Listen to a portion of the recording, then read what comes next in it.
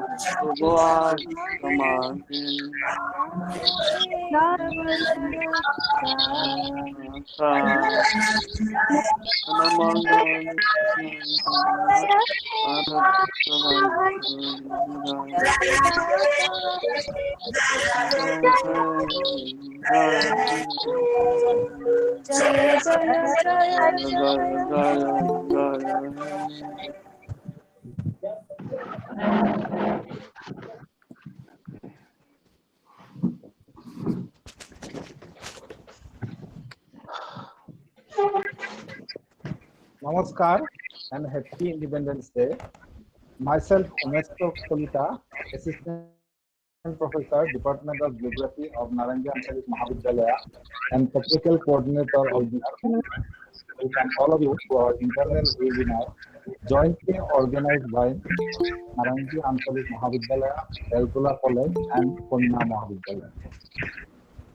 I am extremely happy to inform you that 3 eminent scholars are present with us to share their knowledge and experiences on the topic Yoga, Ayurveda, and COVID-19. Hope the discussion will be a fruitful one and it will be beneficial for all of us. Before the webinar starts, I would like to request our esteemed participants to consider the following. Kindly keep your devices on mute mode during the webinar. Please don't press the presentation button because it will affect both audio and video of all participants. Feedback link will be shared during question and answer session for half an hour only. Participants will have to fill up their feedback form within that time. Participants are requested to ask their question only in Google Meet and YouTube chat box. Selected questions will be discussed during Q&A session. Cooperation from your side is highly solicited. Thank you. Now I request Sumitra D. Setri, Ma'am, President, Health Cell, and Assistant Professor, Department of English, to start the session. Over to you, ma'am.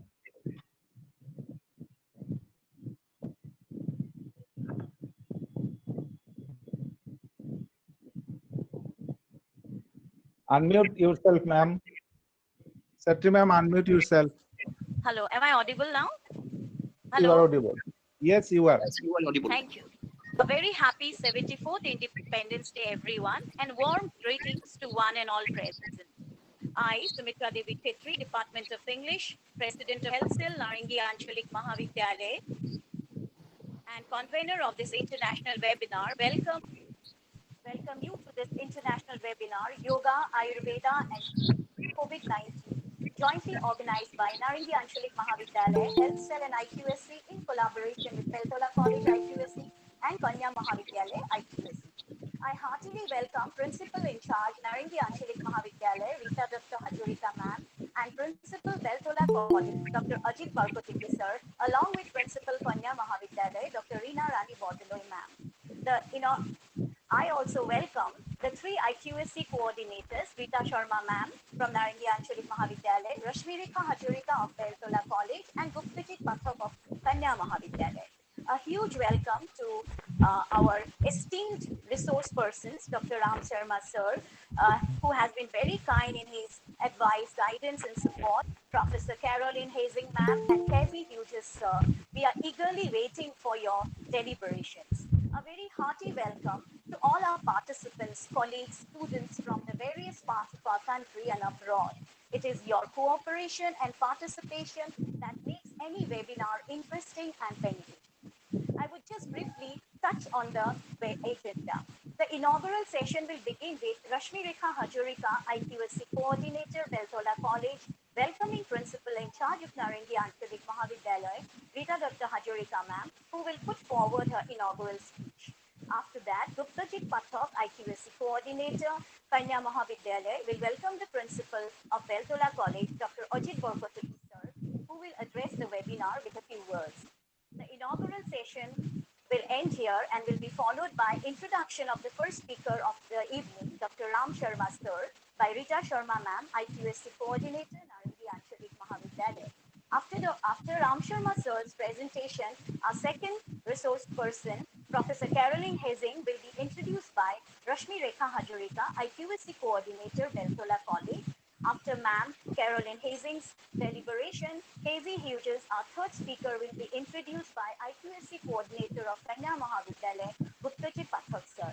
With the presentations of our resource persons over, Ruklika Fukon Borthakur, Assistant Professor, Department of English, Narangi Anchalik Mahavidyalaya, will thank the three speakers and conduct the question-answer session along with Pankaj Kumar Kolita, Assistant Professor, Department of English, Beltola College. Feedback session will be conducted by Ruklika Fukon Borthakur. Dr. Saroj Kakoti, Assistant Professor, Department of Assamese, Coordinator, Health Cell, Narangi Anchalik Mahavidyalaya, will offer a formal vote of thanks. Principal in charge of Narangi Anchalik Mahavidyalaya, Rita Dr. Hajurika ma'am, and the chairperson of this international webinar will declare the international webinar closed. Thank you so much. Over to you, Rashmi Rekha Hajurika ma'am. Rashmi Rekha ma'am, kindly unmute yourself. Rashmi Rekha ma'am, kindly unmute yourself.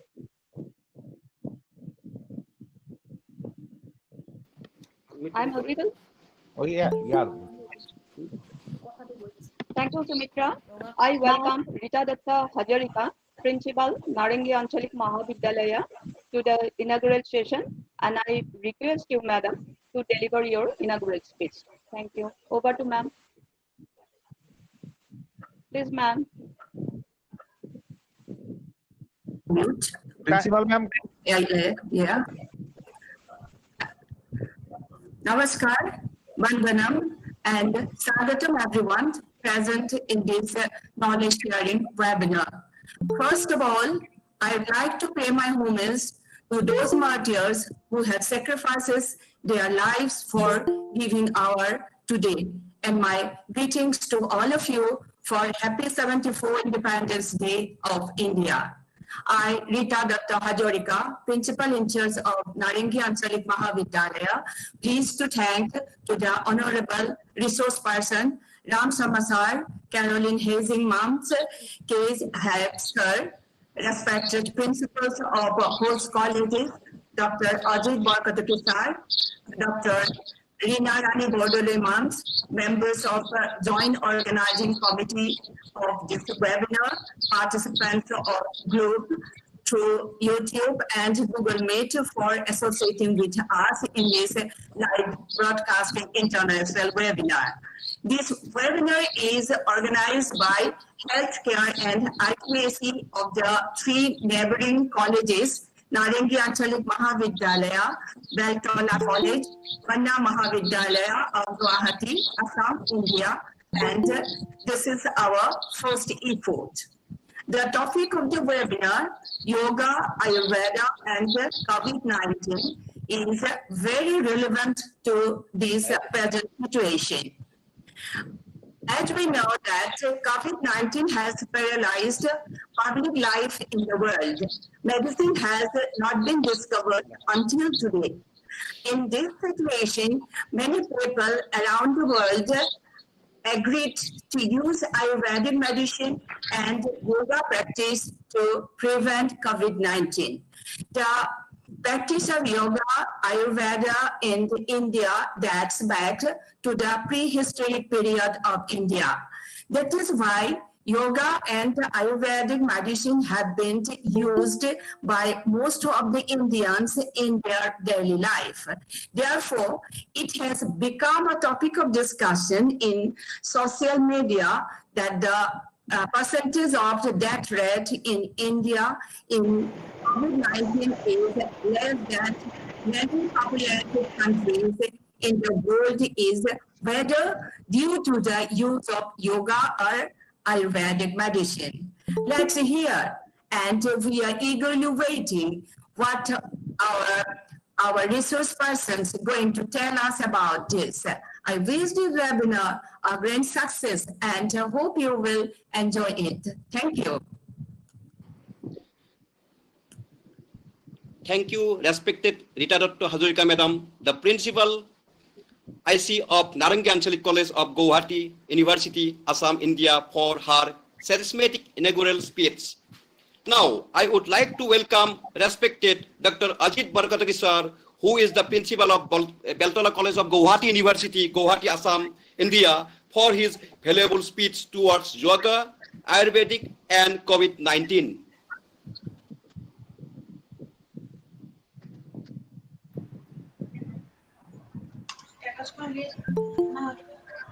Am I audible? Yes, sir. Yes, sir. Good evening, Honorable Research Person, Mr. A.C. Hughes, Professor Caroline Helsing, and Dr. Ram Sharma, respected participant, my colleagues, and my dear students. I, on behalf of BELTOLA College and the organizing committee, welcome you all to this webinar and wishing you all a special happy Independence Day. Today, this webinar has been organized to have a discussion on the topic yoga, Ayurveda, and COVID-19. Dear participants, this topic is very time relevant and is going to be very beneficial for all of us. Ayurveda means the science of life. Ayurveda is a healthy lifestyle system that people of India have used for more than 5,000 years. Ayurveda emphasizes on good health and prevention and the treatment of illness through lifestyle practice such as massage, meditation, yoga, and dietary changes, and the use of herbal remedies. Yoga and meditation are an integral part of Ayurvedic curriculum. Yoga is an ancient science aimed at balancing the mind for the sake of self-realizations and awareness. In other words, yoga is a discipline to improve one's inherent power in balanced manner. The chief goal of yoga is that the mind, body, and spirit should work together as a union. But meditation is simply a method of training our mind to attain peacefulness. The outbreak of novel coronavirus has caused many problems in the functioning of the country. The government, institutions, doctors, experts, and academicians are working together to defeat this world pandemic, COVID-19. Ladies and gentlemen, the All India Institute of Ayurveda, New Delhi, is playing an excellent role in providing holistic care through individualized Ayurvedic medicine, diet, yoga, and relaxation techniques, that is meditation, to COVID-19 patients across India. Ladies and gentlemen, today we feel very proud to have three most esteemed personalities as research persons among us who have won accolades in their respective field. Thanks you all for sparing your valuable time for this webinar. I ensure that this webinar will be beneficial and fruitful for everyone present here. Expecting all of your active participation, now I request to carry on with the webinar. Thank you. Thank you, Borgatuki sir. Namaskar, and a very good morning and good evening to you all according to your time zone. Also, warm greetings on the 74th Independence Day of India to all of us. Today, I, Rita Sharma, take the privilege to introduce our first resource person of this international webinar, Dr. Ram Sharma, before you. Dr. Ram Sharma is an accomplished poet and writer, both in English and Hindi in the field of literature. He has added many feathers to his cap. As a student, he has been exceptionally brilliant student from the class first to MPhil. He did his doctorate on postmodernist trends in Indian novels in English. His study of Anita Desai, Arun Joshi, Amitabh Ghosh, and Vikram Seth. He is a renowned poet, critic, reviewer, and translator. His poetry is indeed of very high order, which is read throughout the world. He has 85 research papers published in esteemed journals of India and abroad, including Poets International, Bangalore, Beach Bars, Mysore, Rock Pebbles, Orissa, to name a few. Besides this, his work has appeared in such web journals like Muse India, Bolozi.com, Literary India, VoiceNet.com, CoffeeConnection.com, Autumn Leaves, etc. He has, to his credit, 8 poetry volumes. He has also contributed editing on 32 anthologies books in English literature. He has attended more than 50 national and international seminars and presented his papers. At present, he is working as associate professor and HOD of English in JB PG College, Barut, Bagpat, UP. May I now request Dr. Sharma sir to start your deliberation. Over to you, sir. Thank you, ma'am. Good evening. Am I audible? Audible, sir. Yes, sir. You are. Yeah, I would like to thank the principal, ma'am, Rita Hazarika, Narangi Anchalik College, and there are 2 supporting colleges too. I also would like to thank all of you for inviting me and accepting my advice to conduct this international webinar on yoga and Ayurveda. There was briefly a call from Casey Hughes, so please let him in. It's still there are 100 people, so you have to deduct a few people from your list. So you please let the Casey in. Sir, he is already in. Okay, Hariom, Casey. So happy Independence, Hariom, brother, Hariom. Happy Independence Day to you all, and I would like to recite this wonderful poem of Jayasankar Prasad. Himadri tung srang se prabudh suddh bharati, swam prabha samujwala swatantrata pukarti, अमरते वीर पुत्र हो दृढ़ प्रतिज्ञा सोच लो, प्रशस्त्र पुण्य पथ है बढ़े चलो, असंख्य कीर्ति रश्मियां विकीर्ण दिव्य तहासी, सपुत्र मातृभूमि के रुको न सूर साहसी, एराती सैन्य सुंदी में सुबाग अग्नि से जलो, प्रवीर हो जयी बनो बढ़े चलो. So congratulations to all of you for this Independence Day. We all very well know yoga and we use so many words. But first I would like to start my speech. What is yoga? मैंने ये collection किया है, हिंदी और अंग्रेजी दोनों में ही मैं बोलूंगा. महर्षि पतंजलि के अनुसार योग क्या है? योग चित्त वृत्ति निरोध.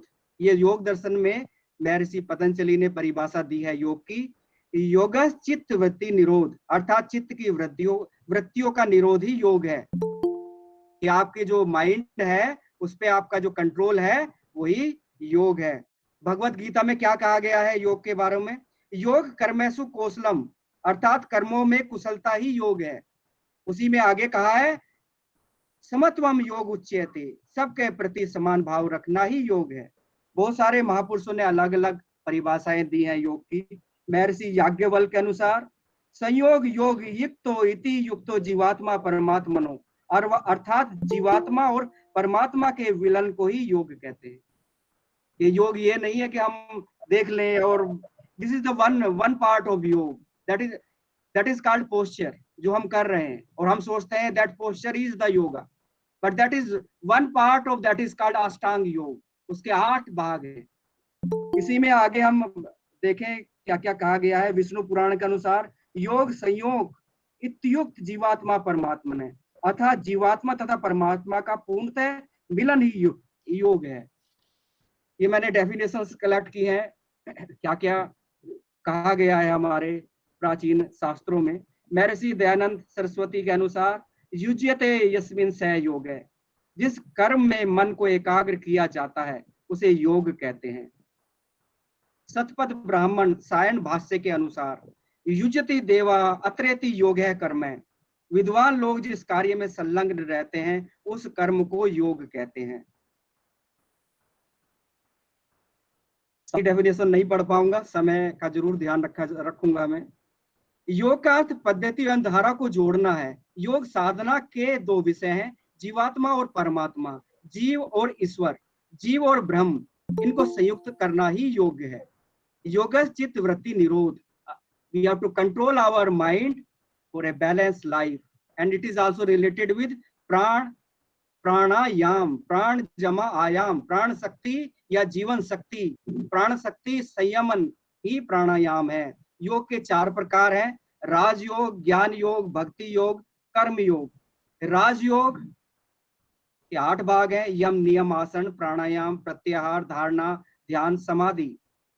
प्राणायाम का अर्थ श्वास प्रवास पर नियंत्रण करना ही नहीं, प्राण वह शक्ति है जो हमें जीवित एवं गतिशील रखती है, वही प्राण है जो विश्वव्यापी है। व्याधि क्या है?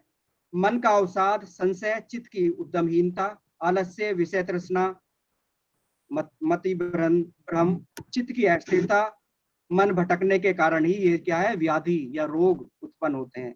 राजयोग का अध्ययन के अंतर्गत क्या आता है? ऊर्जा का संरक्षण, ऊर्जा को किस प्रकार आध्यात्मिक शक्ति में परिवर्तित किया जा सकता है।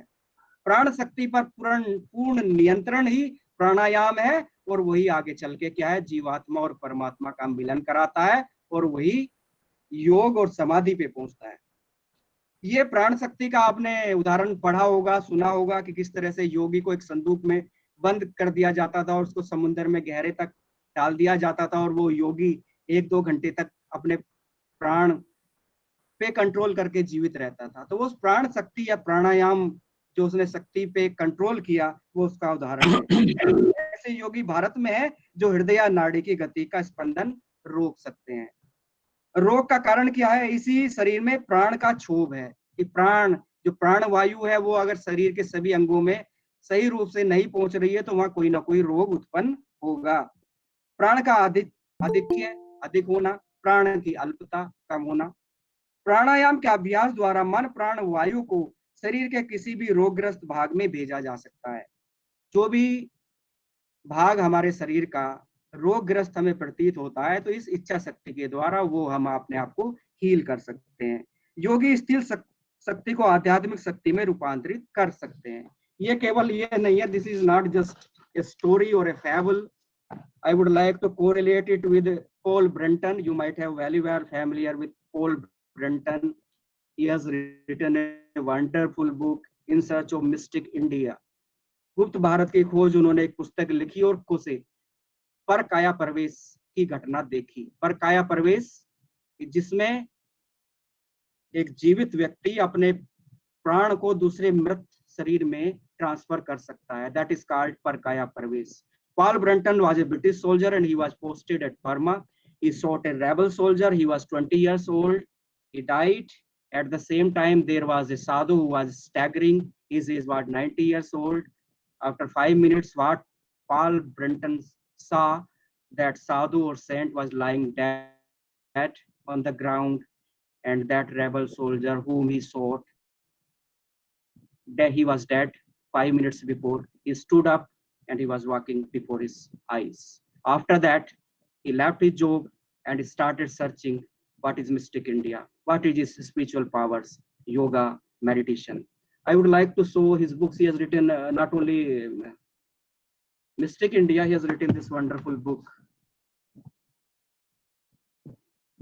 Hermit in Himalayas, Hermit in the Himalayas.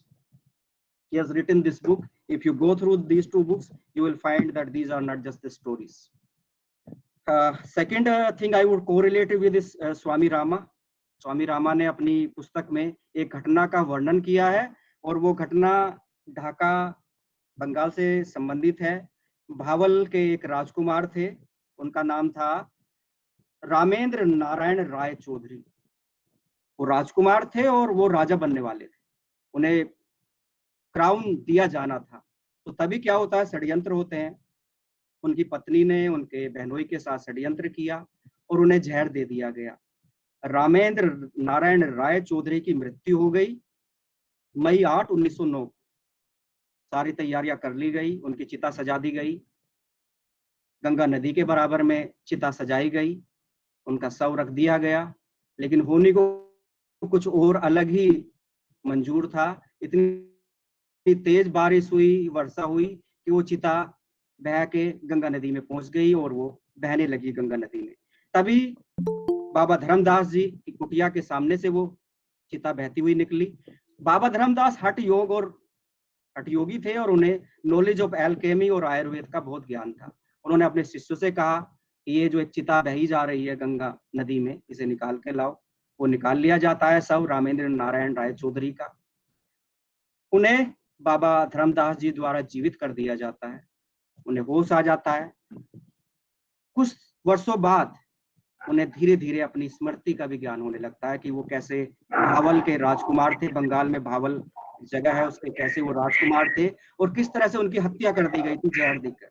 उन्होंने ये घटना बाबा धर्मदास जी को बताई। बाबा धर्मदास जी ने कहा कि अब आपका ये कर्तव्य बनता है कि जिन्होंने आपके साथ गलत किया है उसको आप पनिश करें, उन्हें दंड दिया जाए। इसी बीच ये घटना जो चली है, 10 वर्ष इसमें बीत गए, उन्हें वापस अपनी स्मृति आने में, अपने आप को ट्रेन करने में। और बाबा धर्मदास ने उन्हें आदेश दिया कि वापस आप जो है भावल राज में आप लौटें और आप क्लेम करें कि you are Ramendra Narayan Roy Chowdhury and you are alive. वापस जब वो लौटे और शोर मच गया कि रामेंद्र नारायण राय चौधरी जीवित हैं। उसकी जो पत्नी और बहनोई ने उन्हें एक इम्पोस्टर, एक धोखेबाज घोषित कर दिया। उनकी माता ने और बहन ने रामेंद्र नारायण राय चौधरी की उन्हें पहचान लिया कि वो वास्तव में रामेंद्र नारायण राय चौधरी हैं। और उसकी पत्नी और बहनोई ने उन्हें क्या एक बहरूपिया और एक धोखेबाज घोषित कर दिया। सत्येंद्र ने एक डेथ सर्टिफिकेट और स्कॉटिश यूनियन इंश्योरेंस से लाभ प्राप्त कर लिया था। वो सर्टिफिकेट भी प्रस्तुत कर दिए गए कि ये व्यक्ति इम्पोस्टर है, real Ramendra Narayan Roy Chowdhury has dead, उसका कोई लेना देना नहीं है। 3 जून 1921 को board of revenue declared him impostor, उसे भी इम्पोस्टर घोषित करवा दिया। घटना 12 साल पुरानी हो चुकी थी। रामेंद्र की माता जो है ढाका के कलेक्टर, उनके पास गई, अपना पक्ष रखा। बीसी चटर्जी एक लॉयर थे, उनके द्वारा ये ढाका के कोर्ट में ये केस प्रस्तुत किया गया 24 अप्रैल 1930 को। ये लगातार 6 वर्षों तक चला। इसमें 1609 विटनेस और 2000 लोग प्रस्तुत किए गए। वास्तविकता क्या है, स्कॉटलैंड यार्ड भी इसकी जो है सच्चाई को पता करने के लिए आया और उन्होंने बताया किस प्रकार बाबा धर्मदास द्वारा उन्हें पुनर्जन्म दिया गया रामेंद्र नारायण राय चौधरी को। ये केस आगे बढ़ता बढ़ता जो है प्रीवी काउंसिल इंग्लैंड में गया और इंग्लैंड में क्या हुआ ये सिद्ध किया उन्होंने। This is all documented, this is not a story. उन्होंने सिद्ध किया कि ये बाबा धर्मदास जी द्वारा जो ये व्यक्ति जीवित किया गया ये वास्तव में रामेंद्र नारायण राय चौधरी। और उसमें उन्होंने जो 3 लाइन का जो स्टेटमेंट इंग्लिश में लिखा, मैं वो आपको कोट करना चाहूंगा। In the head of the dead body is saved and some primitive ointment is applied to it by a half naked Naga sadhu to the dead come to life. This is written in the statement by Privy Council that given July 13, 1946 England। इस तरह की घटनाएं जो हुई हम लोगों ने अंधविश्वास मान लिया, हम लोगों का विश्वास नहीं हुआ। थर्ड वर्ल्ड कंट्री हम बन गए, बैकवर्ड हमें कह दिया गया और हम धीरे धीरे इन चीजों से दूर होते चले गए। But these 2 incidents I told you, These are very much documented. These have records. Now I would like to come on Ayurveda. Ayurveda केवल चिकित्सा पद्धति नहीं है, बल्कि जिंदगी की सटीक शैली का शास्त्र है। यह चिंतन, प्रयोग, ज्ञान और विज्ञान का समुच्चय है जो बताता है, सिखाता है कि कैसे रहें, जिए, खाएं और कैसे सोचें। औषधि के उपयोग से अधिक जिंदगी जीने के तरीके को महत्व देते हुए इस महत्वपूर्ण विधा ने हमें समझाया है कि दिनचर्या, रात्रिचर्या, ऋतुचर्या, सदव्रत, आहार विहार, निद्रा और ब्रह्मचर्य के संतुलित पालन से न सिर्फ मन चंगा होता है बल्कि तन भी निरोग और स्वस्थ रहता है। आयुर्वेद में जितना महत्व भोजन का है उतना ही उपवास का भी है। आयुर्वेद शरीर को रोग मुक्त, मन को तनाव मुक्त और आत्मा को परमात्मा से जोड़ने का रास्ता दिखाता है। आयुर्वेद में शरीर, इंद्रिय, मन और आत्मा के संयोग को आयु कहा जाता है, जिसके 4 प्रकार हैं: सुखायु, दुखायु, हितायु और अहितायु। आचार परमो धर्म है। आचार विचार परम धर्म है। सदाचार में लगे मनुष्य का शरीर स्वस्थ, मन शांत और बुद्धि निर्मल होती है। उसे एवं उसका अंतःकरण शीघ्र शुद्ध हो जाता है। शुद्ध अंतःकरण ही वस्तुतः भगवान के चिंतन और ध्यान के योग होता है। These things are not just making you doing some postures or not eating habits. They are taking you towards a big path that is your union with the Almighty. ये दोनों चीजें, ये दोनों जो विद्याएं हैं जिन्हें हम परमात्मा से ही मिलन या योग का स्वरूप कह सकते हैं। वैसे तो 3 प्रमुख ऋतुएं हैं, ग्रीष्म, वर्षा और जो है शीत, लेकिन आयुर्वेद के अनुसार 6 ऋतुएं मानी गई हैं: बसंत, ग्रीष्म, वर्षा, शरद, हेमंत और शिशिर। आत्मा प्रसन्न ही सब दोष, वात पित्त कफ का जो है समन्वय, बैलेंस ही आयुर्वेद हमें बताता है कि किस प्रकार हम इन चीजों का बैलेंस अपने अंदर रखें। ऋग्वेद का 10वां मंडल आयुर्वेद से संबंधित है। 10वें मंडल में औषधि सूक्त है, जिसमें प्रणेता अर्थवा ऋषि हैं।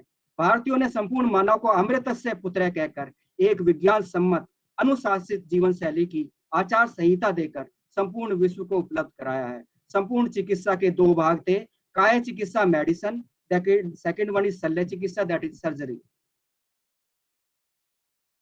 इति गच्छति आयु जीवन परिणामम, जो व्यतीत हो रहा है उसका नाम आयु है। सुश्रुत संहिता, चरक संहिता, अष्टांग हृदय संहिता, ये सब इसके जो आयुर्वेद के प्रमुख ग्रंथ हैं। भारतीय संस्कृति में मनुष्य जीवन का सर्वोपरि उद्देश्य 4 पुरुषार्थ हैं: धर्म, अर्थ, काम और मोक्ष का पालन और आत्मोन्नति करना। जन्म मरण के चक्र से मुक्त होकर प्रभु से एकाकार होना कहा गया है। शरीर मांद खलु धर्म साधनम, धर्म का पालन करने का साधन शरीर ही है। देह स्वस्थ और निरोग हो, व्यक्ति तभी पहला सुख निरोगी काया बताया गया है। पैसा नहीं है पहला सुख बताया गया है निरोगी काया। आयुर्वेद विश्व का एकमात्र चिकित्सा शास्त्र है जो औषधियों और इलाज से भी अधिक महत्व पश्य अपश्य के पालन करने को देता है। 4 आश्रमों में विभक्त मानव जीवन के प्रारंभिक वर्षों में नैगर्सिक शक्ति रहती है और धीरे धीरे यह शक्ति क्षीण होने लगती है। That divine power which we have that starts decaying as our age progresses. वात पित्त कफ की विषमता के बीच ही बैलेंस हमें बनाना पड़ता है। महात्मा बुद्ध के अनुसार शरीर का स्वस्थ रहना हमारा कर्तव्य है, वरना हम अपने मन को मजबूत और स्वच्छ नहीं रख सकते। विंस्टन चर्चिल ने कहा है, स्वस्थ नागरिक किसी भी देश की सबसे बड़ी संपत्ति है, उसका ख्याल रखना देश का सबसे बड़ा कर्तव्य है। ऋग्वेद का उपवेद है आयुर्वेद। आयुर्वेद संपूर्ण विश्व में भारत की मौलिक, प्राकृतिक एवं निरापद चिकित्सा पद्धति के रूप में अनमोल है। भारतीयों ने संपूर्ण मानव जाति को अमृत से पुत्र है कि वो कहां से उत्पन्न हुआ, अपने अंदर अमृत लेके उत्पन्न हुआ और उसके अंदर वही अंश है जो परमात्मा का अंश है। आयु प्लस वेद, आयु दीर्घायु, prevention is better than cure, इस पे ही आयुर्वेद वर्क करता है। इसी में हृदय का स्पंदन और नाड़ी की आपके जो जांच करने के बाद वो बता देते हैं वैद्य जो पुराने के आपके अंदर क्या व्याधि या रोग है। इसी के अंदर जल चिकित्सा, वायु चिकित्सा, मानस चिकित्सा, यज्ञ चिकित्सा भी आती है। अगर इसके कुछ थोड़े से हम एग्जाम्पल देखें तो महाभारत काल में महाबली भीम को विष दे दिया गया था और उन्हें नदी में फेंक दिया गया था। किस तरह से वो विष से बाहर आए और ज्यादा बलशाली होके निकले। कश्यप द्वारा तक्षक नाग से उसे वृक्ष को पुनर्जीवन का भी हमें उदाहरण मिलता है। महाभारत में जरासंध का एक और उदाहरण मिलता है कि किस तरह से उसका शरीर 2 भागों में काट दिया जाता था या अलग पृथक कर दिया जाता था, वो फिर पुनः जुड़ जाता था। तो ये सब उदाहरण हमारे महाभारत और हमारे प्राचीन पौराणिक ग्रंथों में हमें मिलते हैं। आयुषो वेदे आयुर्वेद, यानी हमारी आयु को बढ़ाने वाला जो वेद है वही आयुर्वेद है। आयुर्वेद का प्रमुख उद्देश्य है स्वस्थ प्राणी जगत के स्वास्थ्य की रक्षा करना तथा रोगी में संक्रांत हुए रोग से सर्वथा रक्षा करना है। जीवेम सर्दे सतम, कि स्वस्थ होकर हमें 100 वर्षों तक हम जीवित रहें, यही आयुर्वेद का उद्देश्य है। आयु की साधना ही आयुर्वेद का प्रधान और निरूपित विषय है। 509 ईस्वी पूर्व लंदन की ओरिएंटल गैलरी में, जिसमें जैन तीर्थंकर महावीर का गर्भ उसकी माता देव नंदा के उदर से निकालकर रानी त्रिशला के उदर में रोपित करने की जो प्रक्रिया दिखाई गई है, that is fertility and sterility, 1980 Frank M Guttman, उसने भी जो दिखाया है वो एक किस तरह से जो एक गर्भ से दूसरे गर्भ में वो ट्रांसफर होता है, वो भी एक हमारे आयुर्वेद का उदाहरण है। यूरोपीय विद्वान डॉक्टर हंटर ने लिखा है, 8वीं शताब्दी में संस्कृत से जो पुस्तकें अनुवादित हुई उन्हीं पर अरब वैदक की नींव पड़ी। 17वीं शताब्दी तक यूरोप में वैद अरब वालों के नियमों पर चलते थे। 8वीं शताब्दी से 15वीं शताब्दी तक वैदक की जो पुस्तकें यूरोप में बनती थी वो क्या है, किसके आधार पर बनती थी? यूरोप वालों ने भारतीयों से ज्ञान लिया और उन्होंने अरब वालों से लिया, जिसमें चरक के वाक्यों के हमें प्रमाण दिए हुए मिलते हैं। डॉक्टर रोयल ने लिखा है, ईसा पूर्व 3वीं शताब्दी में थियोफेस्टस ने भारतीयों से ही अपना ज्ञान प्राप्त किया। क्लैसिसस ने भी भारतीय चिकित्सा विज्ञान से द्रव्यों का ज्ञान प्राप्त किया। हिप्पोक्रेटिस ने भी भारतीयों से प्राप्त ज्ञान के आधार पर ही अपने द्रव्य गुण विज्ञान शास्त्र का निर्माण किया। क्लोनिंग विद्या, इसका उदाहरण हमें महाभारत में ही मिलता है। गांधारी के जो 100 पुत्रों का जो हमें वर्णन मिलता है, दो दैट इज क्लोनिंग नॉलेज, वो सब क्लोन्स थे 100। महर्षि अगस्त्य, द्रोण को कुंभज इसलिए कहा गया क्योंकि वे कुंभ परख नली से उत्पन्न हुए, परख नली से उत्पन्न थे, इसलिए उन्हें कुंभज कहा गया। चरक संहिता में कहा गया है कि इंद्र का वज्र सिर पर गिर पड़े तो शायद मनुष्य बच भी सकता है, परंतु मूर्ख वैद्य की औषधि से रोगी कभी नहीं बच सकता। आयुर्वेद में वात कफ पित्त का त्रिदोष सिद्धांत होता है। जब तक इन त्रिदोष दोषों में उचित अनुपात रहता है तब तक व्यक्ति स्वस्थ रहता है, अनुपात बिगड़ने पर व्यक्ति रोगग्रस्त हो जाता है। और हमारे आयुर्वेद में भी यही वाक्य बार बार दोहराया गया है, सर्वे भवन्तु सुखिनः, कि सब लोग जो है सुखी रहें, इस चीज पे बहुत जोर दिया गया। बाद में क्या हुआ, भारत में चिकित्सा की अत्यंत समृद्ध परंपरा है। आयु का विज्ञान अर्थात ऋग्वेद के उपवेद आयुर्वेद के अंतर्गत सैकड़ों अत्युचित कोटि के ग्रंथ यहाँ लिखे गए। परिणामतः आयुर्वेद का एक वैज्ञानिक चिकित्सा पद्धति के रूप में विकास हुआ। भारतीय परंपरा के अनुसार आयुर्वेद के आदि गुरु ब्रह्मा है। ब्रह्मा से प्रजापति, उनसे अश्वनी कुमार, उनसे इंद्र ने आयुर्वेद सीखा। मानव समाज में आयुर्वेद के प्रचारक आत्रेय, धन्वंतरी, कश्यप आदि अनेक महावैद्यों ने इंद्र से आयुर्वेद सीखा। उनके शिष्य प्रशिष्यों द्वारा आयुर्वेद एक उत्कृष्ट चिकित्सा पद्धति एवं जीवन दर्शन के रूप में विकसित हुआ। चिकित्सा की यह पद्धति भारत के वैद्यों को विगत हजार वर्षों से परंपरागत रूप से पूर्वजों से प्राप्त हुई। पीढ़ी दर पीढ़ी इस ज्ञान का हस्तांतरण हुआ। मुगल काल तक यह परंपरा सुचारू रूप से जारी रही, परंतु ब्रिटिश काल में एलोपैथी को प्रश्रय दिए जाने से आयुर्वेद की वैद्यकीय परंपरा छिन्न-भिन्न हो गई। जिस प्रकार योजनाबद्ध ढंग से गुरुकुलीय शिक्षा प्रणाली का विनाश किया गया, उसी तरह आयुर्वेद चिकित्सा पद्धति की भी काफी दुर्दशा हुई। डॉक्टर साहब का तमगा, एलोपैथी का मोह, पैसा कमाने की होड़, बाजारवाद का मायाजाल, सुपर स्पेशलिटी हॉस्पिटलों की चमक दमक ने इस महान चिकित्सा परंपरा को कितना नुकसान पहुंचाया, ये हम सब देख ही रहे हैं। कोविड-19 में किस तरह से we are following the models of the West and how these models are collapsing, ये सब हम भी पढ़ना चाहूंगा। पिछली बार पढ़ी तो थी मैंने, लेकिन नेटवर्क जो है खराब था। आज की कविता है, कोरोना और भारत। रोज रोज रहा हूं पढ़ कि कोरोना हारेगा भारत में, परंतु हार तो रही है मानवता हर चौराहों गलियों में। देख रहा हूं रोज मानवता के स्तंभ को गिरते हुए, ऐसा है मानव को इधर से उधर भागते हुए। कैसी है ये बीमारी, मानव से मानव हो गया है जुदा, प्रकृति का कहर बरस रहा है चारों ओर। ऐसा लगता है प्रकृति है कह रही, पहले तुमने मुझे जुदा किया, अब मैं करूंगी तुम्हें जुदा। प्रकृति मैं ही हूँ प्रकृति, चाहे तू कहीं भी ले छुप, चाहे तू कहीं भी ले ले एकांतवास, मैं पहुंच जाऊंगी वहां भी, मैं जरा सा हिलूंगी और सैलाब आ जाएगा। अब भी समय है ए मानव, कर ले तू अपनी भूलों का पश्चाताप, ले ले शरण तू प्रकृति की गोद में, सौंप दे तू अपने को प्रकृति को एक दुलारे बच्चे की तरह, अब वो ही तेरी रक्षा करेगी, अब वो ही तेरी रक्षा करेगी। इसी तरह दूसरी कविता है प्रगति एक छलावा। किस तरह से ये प्रगति जिसे हम प्रोग्रेस कहते हैं और हम अपने आप को मानते हैं हम कितनी प्रगति हमने कर ली। जीने की चाह में हम कहां से कहां चले गए, सोचा था जीवन का आरंभ, पर यहाँ तो हर पल चले गए। हमने सहा है और पाया है, जीवन है बहुरूपिया, हम जिसको समझते रहे उन्नति अब तक, वह है केवल छलावा आंकड़ों का। हम डाटास कलेक्ट करते रहे और खुश होते रहे हमने कितनी तरक्की कर ली है। समझने में ही हमसे कुछ भूल हुई है, वास्तविक प्रगति अब भी मानव से बहुत दूर है। जीवन थोड़ा है पर काम बहुत, ऐसे में आराम कहाँ, चलने का नाम है जिंदगी, रुकने का फिर काम कहाँ। आओ बैठे नदी किनारे, गीत पुराने फिर दोहराएं, जिंदगी की स्वप्न नगरी में मन के सोए तार जगाएं।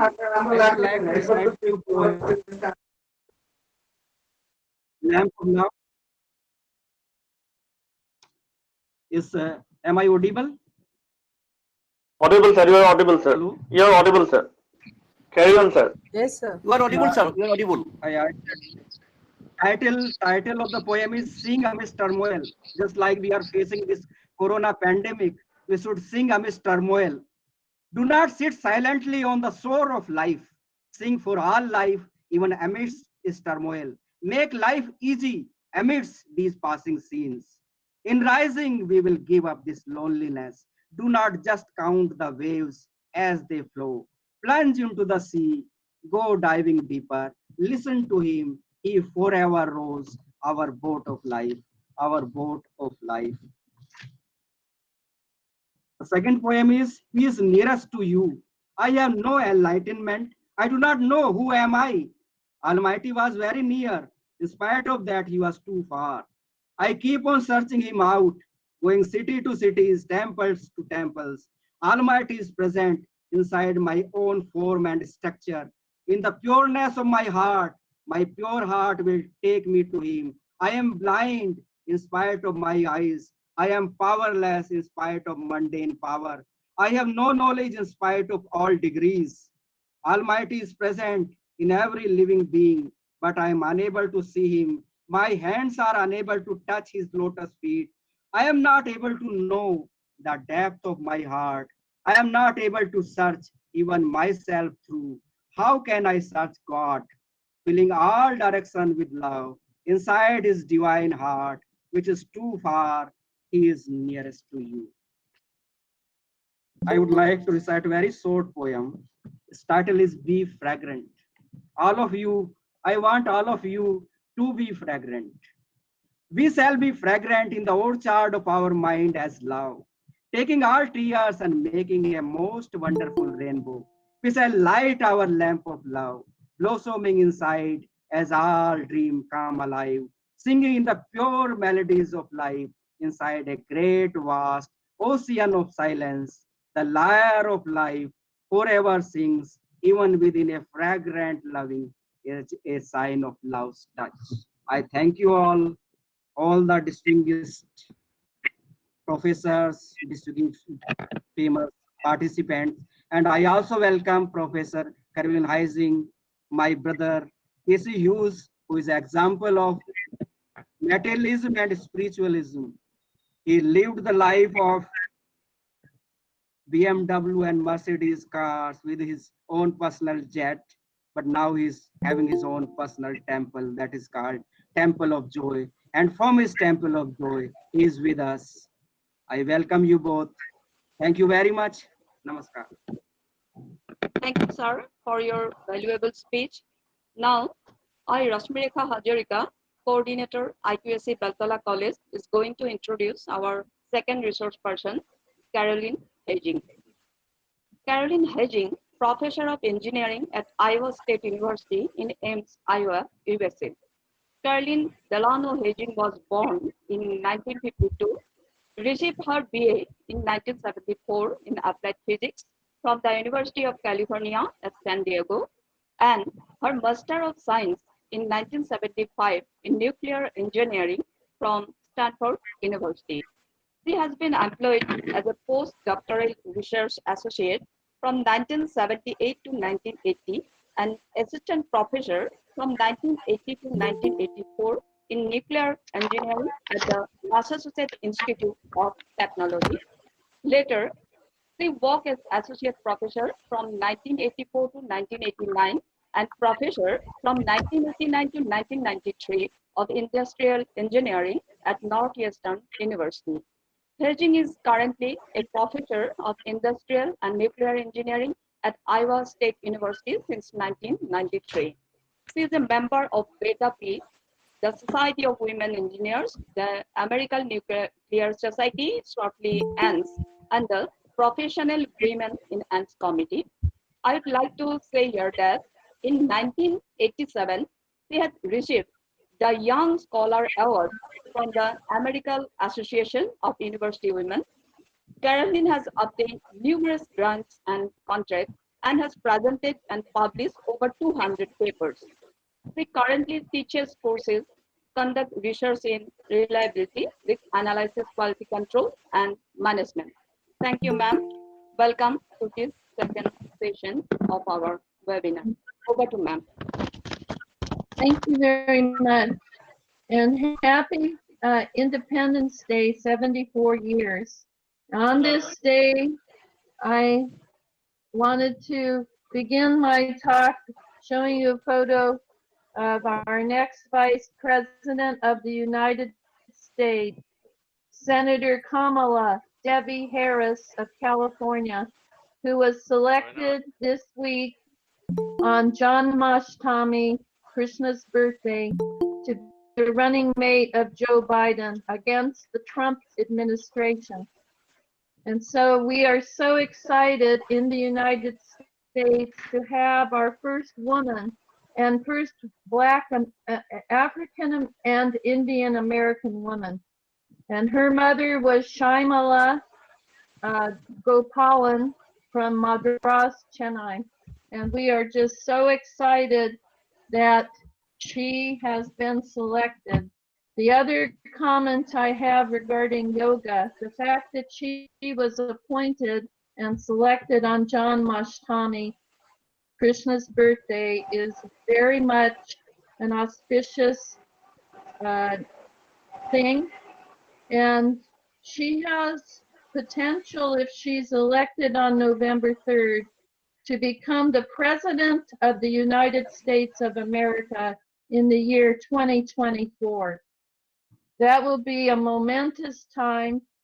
And in her name is Kamala Devi. Kamala in Sanskrit means lotus. Kamala Devi is another name for the goddess Parvati, and sometimes refers to goddess Lakshmi as well, but I see her as Durga Ma. I see her as the goddess riding on the tiger who will defeat the demon. And the demon is the opposite person in the White House right now. So I am very excited, and so are many people, the 4 million Indian Americans who have contributed so much to the United States. And of course, our great guru, Paramahansa Yogananda, we're celebrating the 100th anniversary of his arrival in the United States in 1920. Of course, Swami Vivekananda came first in 1893 to America. And it's through these great avatars and rishis and gurus of India that America and the rest of the world has discovered yoga. And I know Casey Hughes will go through that in quite a bit of detail.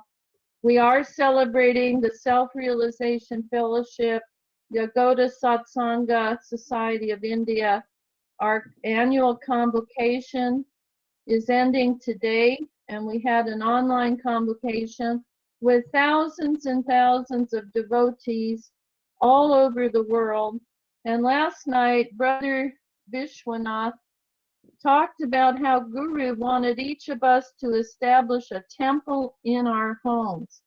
Now, when I visit India, almost every family I visit has a temple in their home. Dr. Ram Sharma always is doing his Vedic fire ceremonies inside his home. And many of my Indian students who I've stayed with their families, they have meditation rooms, they have little temples. And this is what our Guru Paramahansa Yogananda wanted to be established around the world. So when Brother Viswanath gave his satsanga last night, he mentioned this was one of the primary goals of our Guru, so that Westerners and non-Indians would be able to establish a center for yoga in their homes. Now, obviously, Casey has an entire temple, and he is an exemplar of this. But I also, at my home, have dedicated my home as an ashram. It is called the Universal Peace Institute. And for the 5 years that I've been here, have been establishing my own ashram, my own meditation center for yoga. So I think that's one of the first steps in the COVID-19 era. How does that relate to COVID-19? Well, if you have a temple in your home, and as all of you Indians already know this, you already have your meditation centers in your home, and many of you conduct pujas, you're conducting Vedic fire ceremonies, and other praying, and you're doing meditation. This helps to relieve the stress that we're all under during COVID-19. So in India, on your Indian Independence Day, I have a message for Indians, especially the young Indians, is that young Indians will solve all these problems. They're very smart. I've had them for students for years in engineering, and they are incredibly smart. And they have the drive, which again, it's showing Kamala Harris. Her mother came to America at the age of 19 from Madras, from Chennai. She wanted to study science at the University of California, Berkeley. And she received her PhD there. And she met her husband, who became a professor of economics at Stanford. So Kamala Harris was born of two professors. And I, as a professor in America, have met many, many people from all over the world that come to the United States to get their PhDs and their higher degrees. And no one is more motivated, in my view, than the Indians. When the Indians come to America to study, they mean business, they're extremely serious, and they're hardworking. And I believe that part of the reason for all of that is the Vedic culture that Indian students learn from their grandparents. So if any of the Indian students who are online are experiencing any mental distress from COVID-19, please speak with your grandparents, especially your grandmothers, because the grandmothers of India, in my observation, understand health. They prepare the food. They supervise the preparation of the food. And when I stay with Indian students, I notice the grandmothers are in charge. You know, at Dr. Ram's home, he's got his mother, and she also is every day making sure there's fresh fruits and vegetables being purchased. And if you're in the village, if you're in an Indian village, you have the fresh fruits and vegetables and the milk. And so all of that is set up with Indian culture, that you are already using vegetarian food. And as our guru brought to America, when Paramahansa Yogananda came to America, he realized that Westerners were not vegetarians. So he promoted vegetarian food, and he even created something called a mushroom burger that he sold at a couple of his ashrams, including the one in Encinitas. And he prepared a vegetarian menu for Americans to eat properly. So I am telling young Indian students, if you are experiencing stress or any mental related problems, go talk to your grandmother, and if you have and speak with your grandmother in particular, because your grandparents are the ones who lived through quite a bit of change in India. And some of them may have been around at the time of independence in 1947. They can tell you what India has gone through and what previous challenges have meant for Indian people. And I believe that their strength and their resilience and their knowledge of Ayurveda and of yoga and of all of the healthy food preparation, they know. Like when I first went to India, I had a stomach issue. I was staying with Akash Patel and his grandparents. And his grandmother, who spoke no English, said, "You need to drink Mosambi juice." I had never heard of Mosambi juice. I didn't know what that was. We don't even have Mosambi fruit in the US, even at Indian markets. And she said, "We're going to walk down the street and we're going to get some of this juice," which we did. And after that, I started developing a desire to have Mosambi juice every day on that first trip to India. Whenever I could find Mosambi, and Dr. Ram knows this because when we traveled throughout the Himalayas up to Babaji's cave and Badrinath and all these places, we stopped the driver and say, "Stop the car and let's get some Mosambi juice." So there are fruits and vegetables in India that some of those fruits are not available in other parts of the world. But you have exported your Ayurveda through so many of the great gurus. And of course, you know, I'm thinking of one guru of today, Baba Ram Dev. Now, Baba Ram Dev, Dr. Ram and I met him at his ashram in Haridwar because one of my students, Umesh Johar, his mother, Seema Johar of Dehradun, is a close devotee of Baba Ram Dev. And she's so close that she cooked him some halwa and brought it to him, and he thinks of her as a mother figure. So I had the good fortune of being with Seema Johar, who is an incredible Indian chef. And through her, Dr. Ram and I met Baba Ram Dev. Now, Baba Ram Dev is actually, I hear that he's maybe the wealthiest person now in India. But with his Patanjali products, of course, he's promoting Ayurveda throughout the world and throughout India, and he has done quite a bit. So I'm aware of some of his products. Of course, all of the major gurus have their lines. Transcendental Meditation with Mohesh Yogi, they have their brands.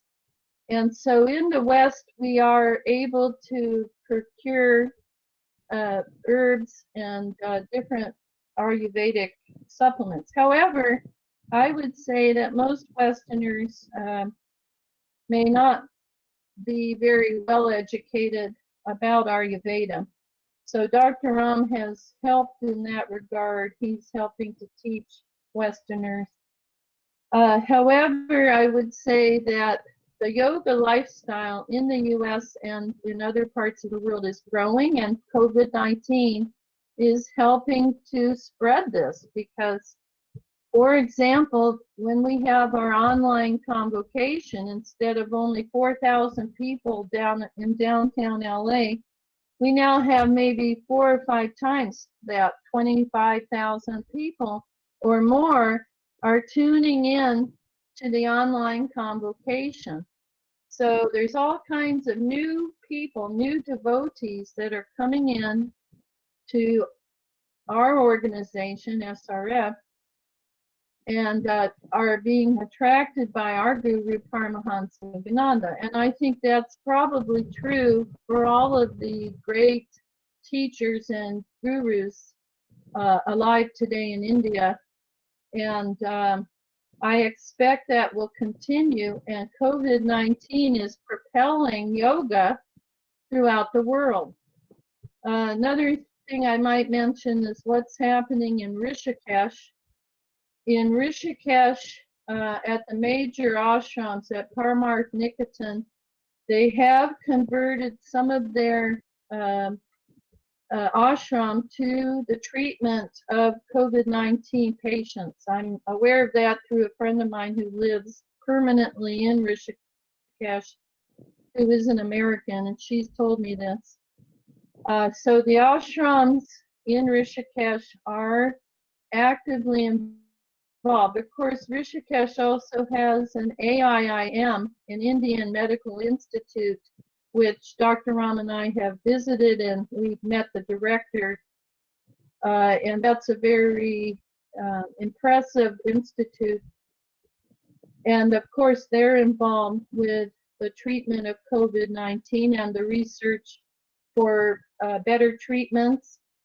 And India itself is also a world leader in vaccine development through the Serum Institute of Pune in Maharashtra, which is collaborating with the University of Cambridge for their vaccine and with Moderna in the United States for their vaccine. And India is developing your own vaccines. So India is leading in many ways during the COVID-19 crisis.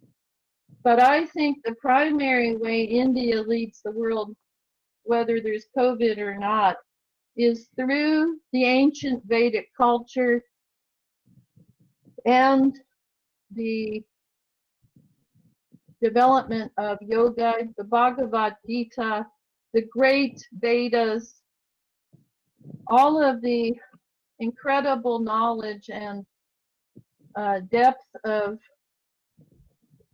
understanding, which I know Casey will go through in more detail. So I can conclude what I had to tell you by saying that young Indians are going to be the ones I firmly believe will solve all of these problems. When Dr. Ram and I have spoken at colleges in India prior to COVID, we were mainly focusing on climate change. And we would always tell the Indian students, whether they were nurses or engineers or lawyers or medical people, we talked to many types of Indian students throughout India. And all of them are so enthusiastic, so well trained by their parents and grandparents, motivated, just like our beloved Kamala Harris. And all of you will be leaders, and you are following the great ones. You're following Mahatma Gandhi, who is the father of your republic. And our Guru Paramahansa Yogananda had a very close relationship with Mahatma Gandhi. He visited him in 1935 at his ashram when he returned to India, and he bestowed Kriya Yoga upon Mahatma Gandhi. And then in 1950 received some ashes of Mahatma Gandhi, which are interred in Los Angeles at the Lake Shrine Memorial Ashram. So we have the only ashes of Mahatma Gandhi outside of India are at Lake Shrine in Los Angeles at the memorial there. So on this Independence Day and on this extremely auspicious week where Kamala Devi Harris has been selected to be the Democratic nominee for Vice President, John Mashtami. This is a very auspicious time, and India is emerging in the world on top of everything else, has been emerging and is emerging and has always been there as the light of the world. So you young Indians have a great future, and I believe you will solve all these problems, including COVID-19. I have no doubt about it. I have no doubt in my mind that the bright brains and minds of India are the ones. You are the leaders. You have always been, and you probably always will be. And we are very grateful for our guru, our blessed Guru Paramahansa Yogananda, the greatest gift India could give us was to send our Swami to us.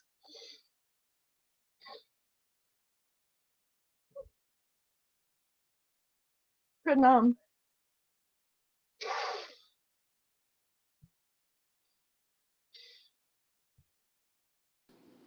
Am I audible? Am I audible?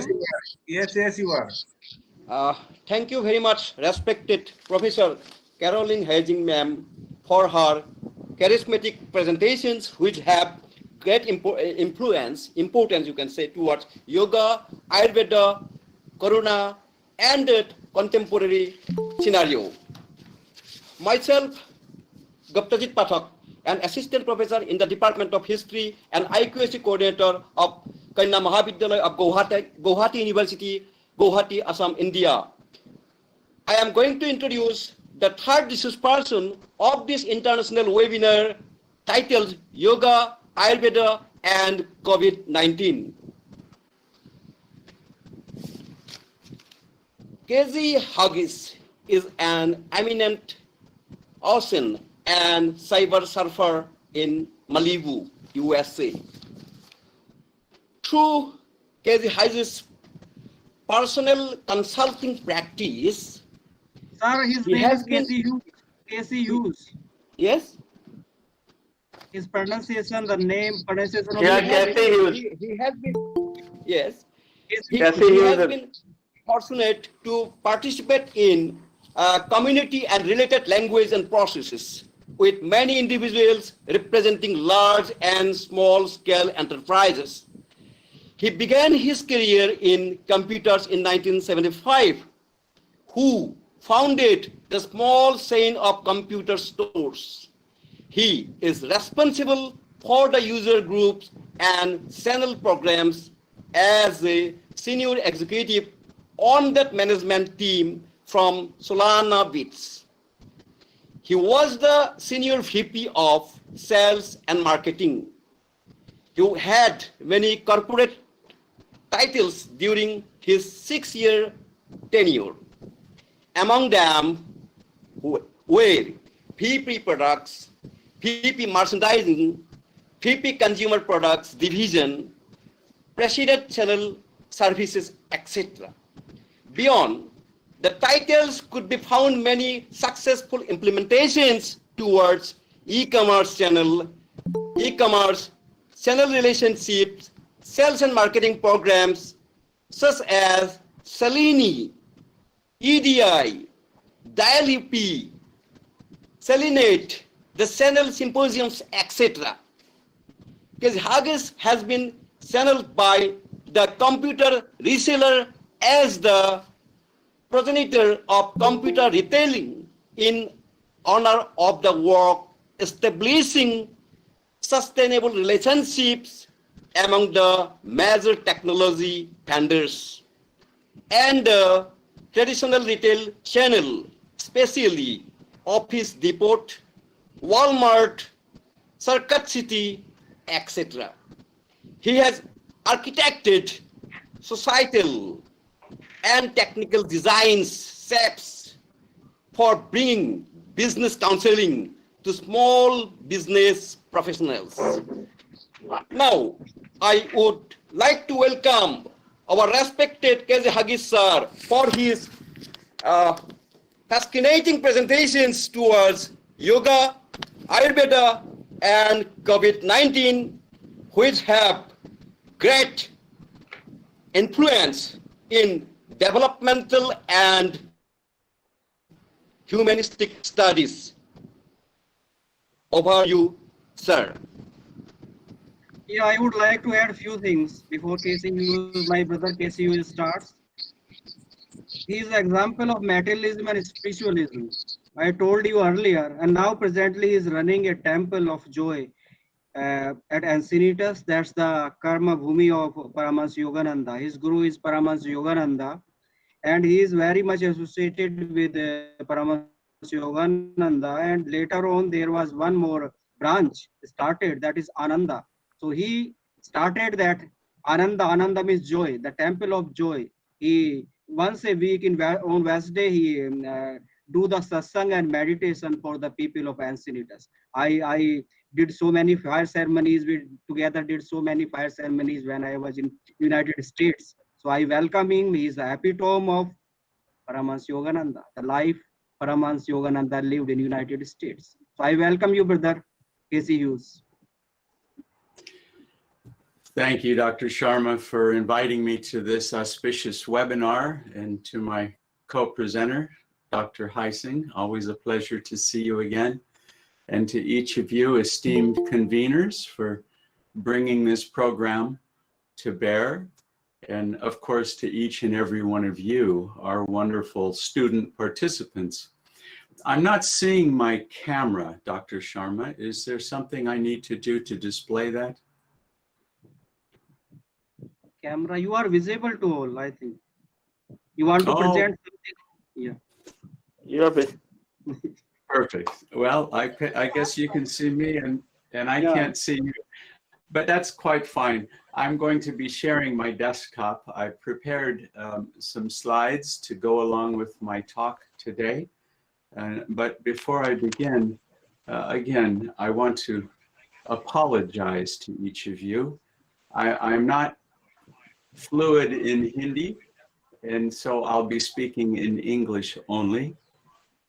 I might use some words or some terms that may be foreign to you, or they may even be words that you interpret differently than my meaning might be, and that's quite all right. But I do want to apologize for any misunderstandings or shortcomings that come as a result of this talk with each of you. Before I begin, I again want to thank all of you for, as Karen or as Dr. Heising had said, for being who you are. I celebrate your Independence Day. I love India. I was incarnated in my prior life in Varanasi. I feel very close to India, and I've spent many years both living in India and traveling throughout the world, and always carrying the Indian tradition in my heart. So having said that, let me go ahead and begin by sharing my desktop, if you will. And if you could confirm for me when this can be seen.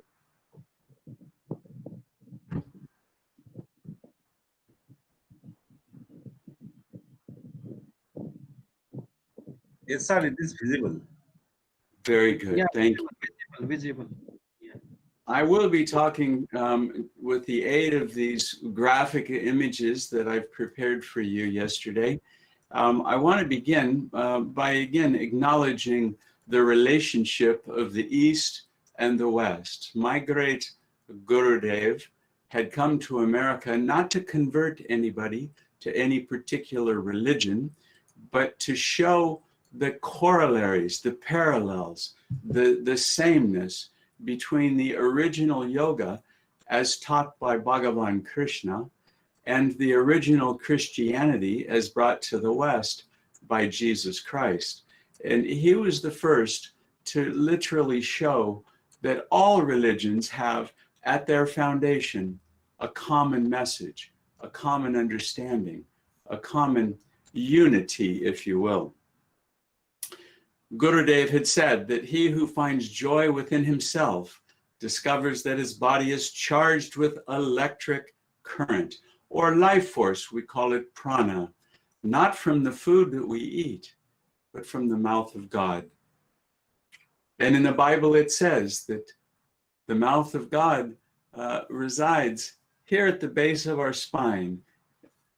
And it's through this portal that the prana has been said to energize every atom of our physical form. I want to reiterate what Dr. Heising had been saying, that India's youth holds a great promise for the world. My own Gurudev had said, India will be the guru to the planet. And we know that we are in a very difficult time right now. We know that the results of the challenges that we have are all of our own doing. We know that we have been not in alignment with truth for some time. We know that we have been decimating our planet. We're now seeing the effects based around the rising temperatures we call global warming. We know that we have been polluting the air. I myself have lived in both Mumbai and New Delhi. And I know that when I go, it breaks my heart that often I even have to wear a mask, not because of COVID, but because of the pollution in the air. We know that the Ganga itself, decimated by the pollutants that have been poured into this holy river. And as I spend time in Varanasi, it would break my heart that the pollution would just demonstrate our lack of honoring the presence of the divine in all things in this material world. And it's India's youth that has such a great opportunity to carry a higher message into the world. India has half of its population under the age of 25. My own country here in America has an aging population. Our average median age is 38 and a half years, much older than the population of India. India represents one of the world's most diverse cultures, a vast array of incomes, education, culture, language, geography, religion, all is represented across the tapestry that is India. I've traveled through every state in India. I've spoken on many campuses. I've held many satsangs. I've taught many classes.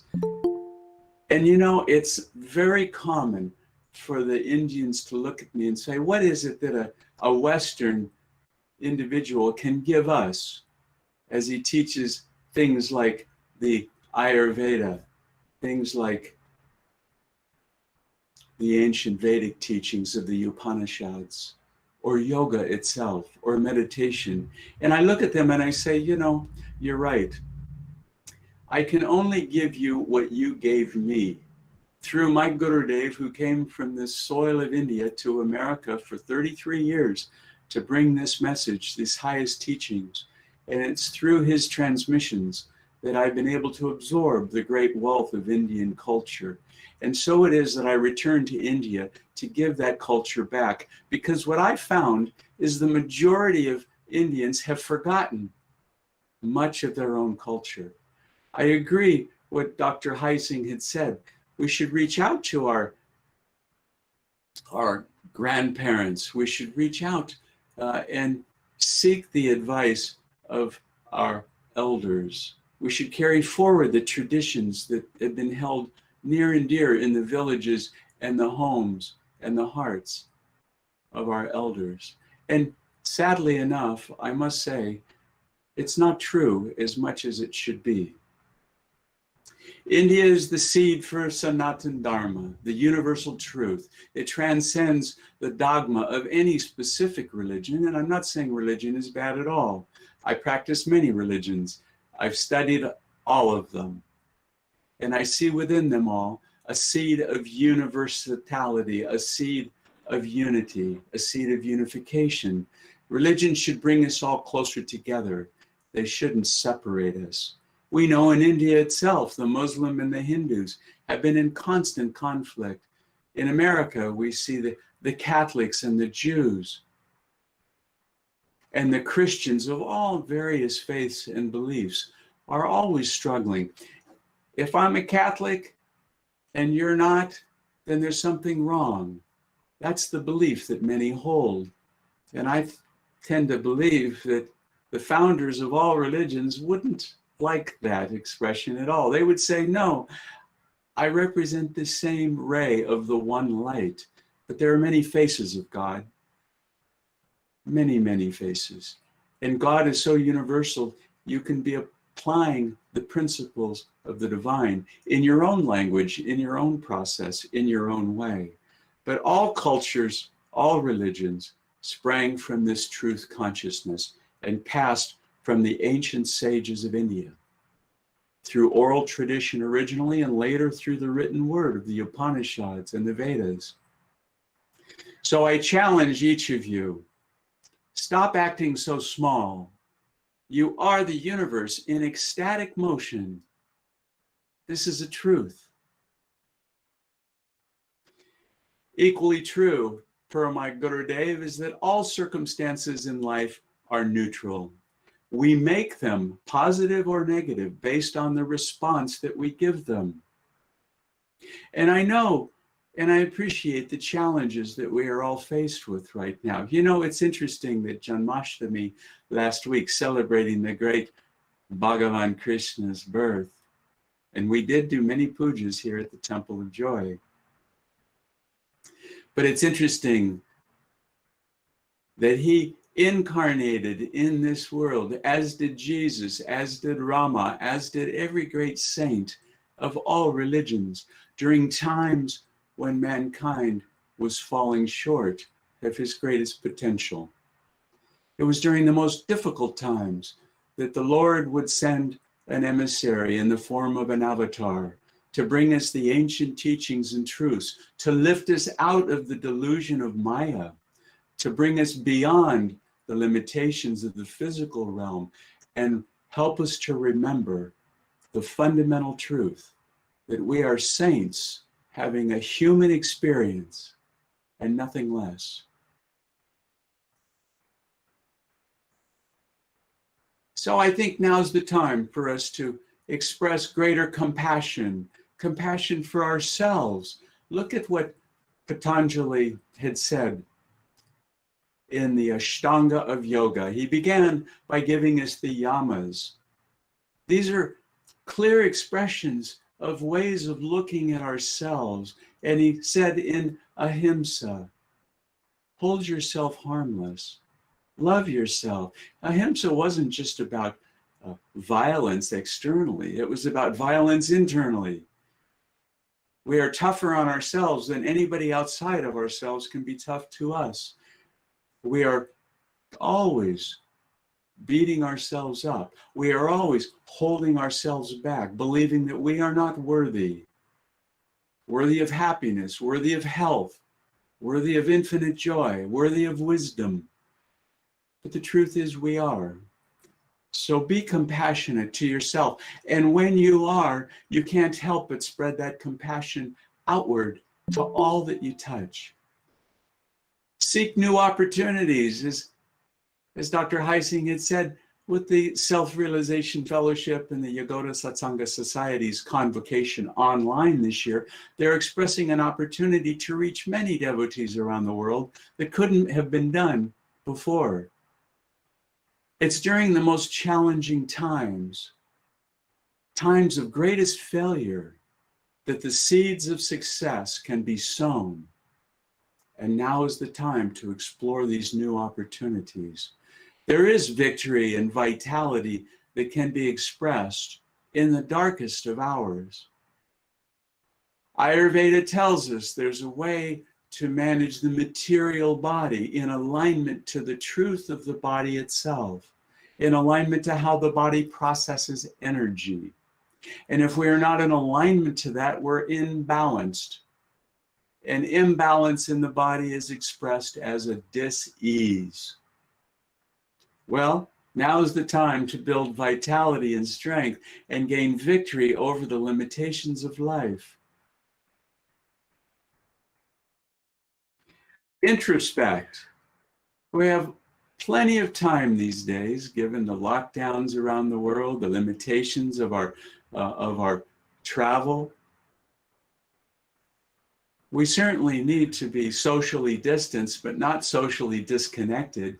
And societies always begin with the individual me. And when it is anchored in the divine individual, then it can get expressed in a divine way into the collective commons of a society and the fabric of society. I suggest that we take the time to introspect more. Who are you?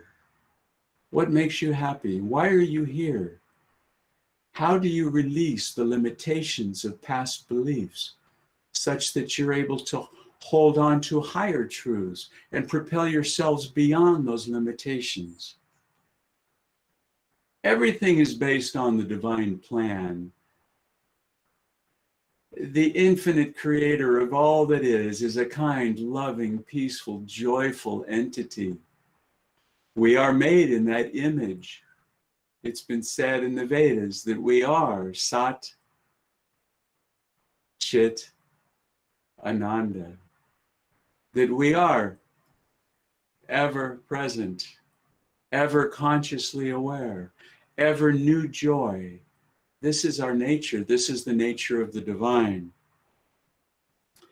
Now is the time for new beginnings. Now is the time to go beyond the limitations of our past. Now is the time to tap into wisdom and be responsible to carry that wisdom out in the greatest service of all mankind. Now is the time to understand COVID-19 is not something so negative, but in fact, like all circumstances in life that are neutral, COVID-19 itself can be seen in a very positive light. And we can carry that understanding to utilize this opportunity, this chance to stop all the doing that we've been, the busyness of life, and start to be who you truly are, a saint having this human experience. When we're faced with new constraints, as we have been, we're able now to leap past our old habits, assumptions, and the ruts that we get stuck in. Something new becomes possible for us. You know, we stand at the edge of an age of expanded human potential. We're not what we've been told in the past. We're far more than we have ever even imagined. And I'm asking you today to remove the limitations of your beliefs, your thoughts, your behaviors, and go beyond. Are you ready to free yourself of all those past limiting beliefs and become that supernatural being that is your birthright?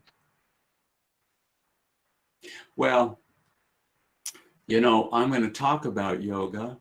I'm going to talk about the uniting our consciousness within the infinite ocean of bliss, of which we are never separate.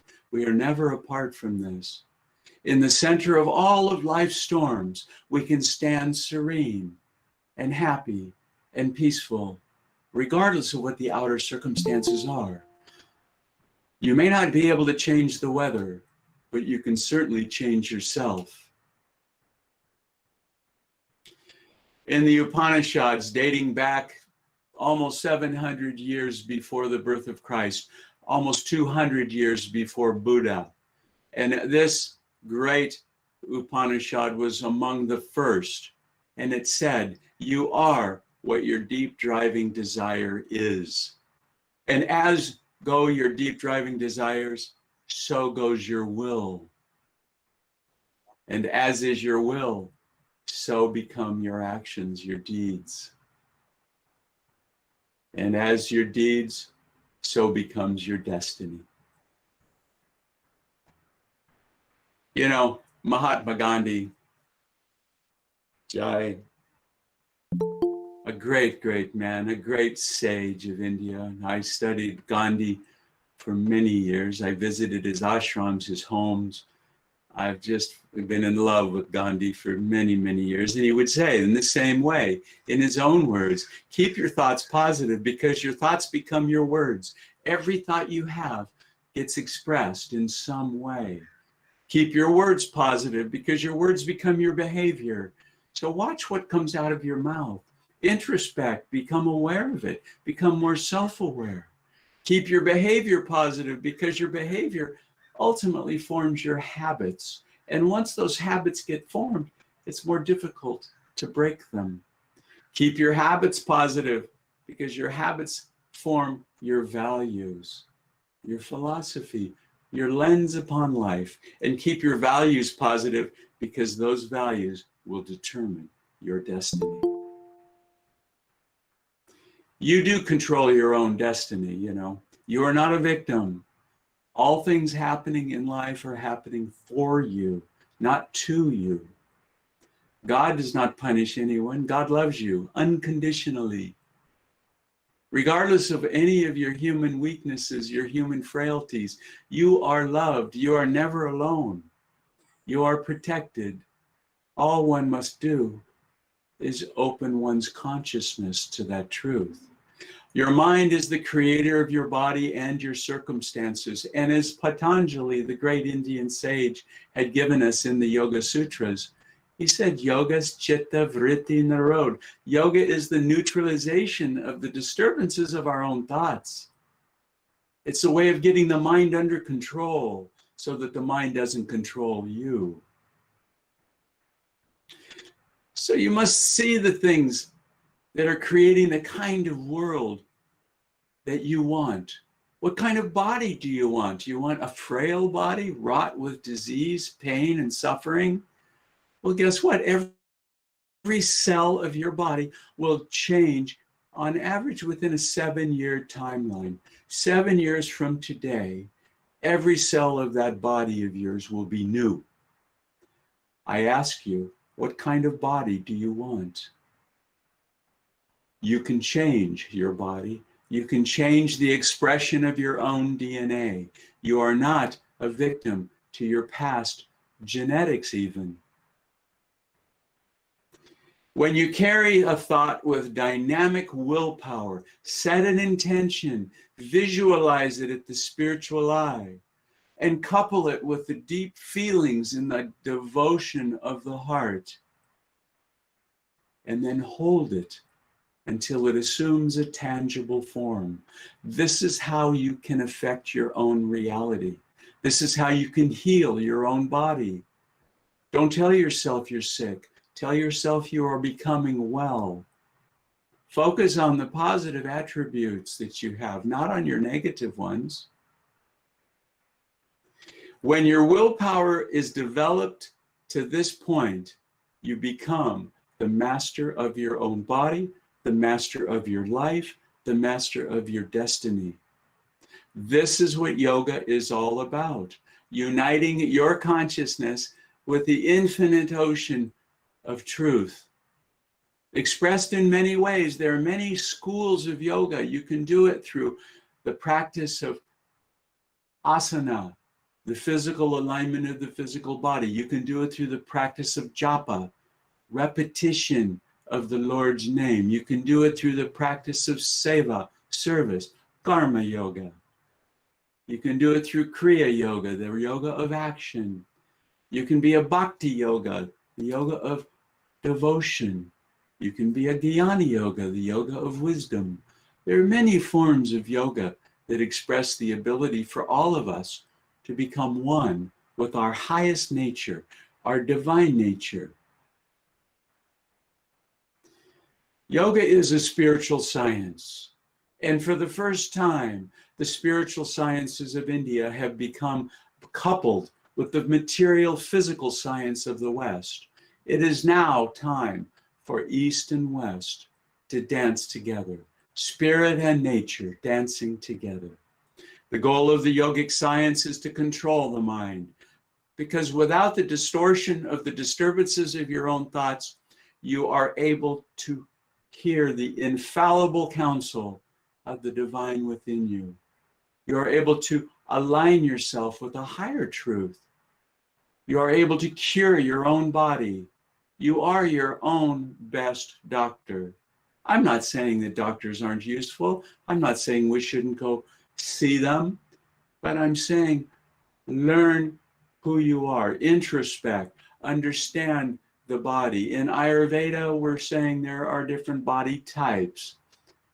Vata, Pitta, Kapha. Those are generalities indeed. We are all combinations of those three expressions. I myself are basically a Kapha Pitta. But I know the kinds of foods that I can eat, and I know what times of day that I can eat those foods. And it's the food that has a vibration, an energy, that can give my body the ability to resonate in an uplifting manner, to allow myself to tune to the infallible counsel of the divine within me, to be able to feed my own portable paradise within. I have a power source within me, as do each of you. It's resonant here at the point between the eyebrows, the spiritual eye, the Katushka.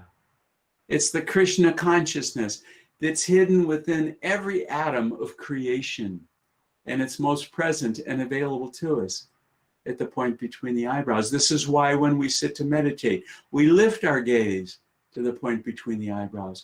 This is why I would ask you in your daily practice, as you're walking, talking, studying, doing dishes, bathing, keep your gaze uplifted.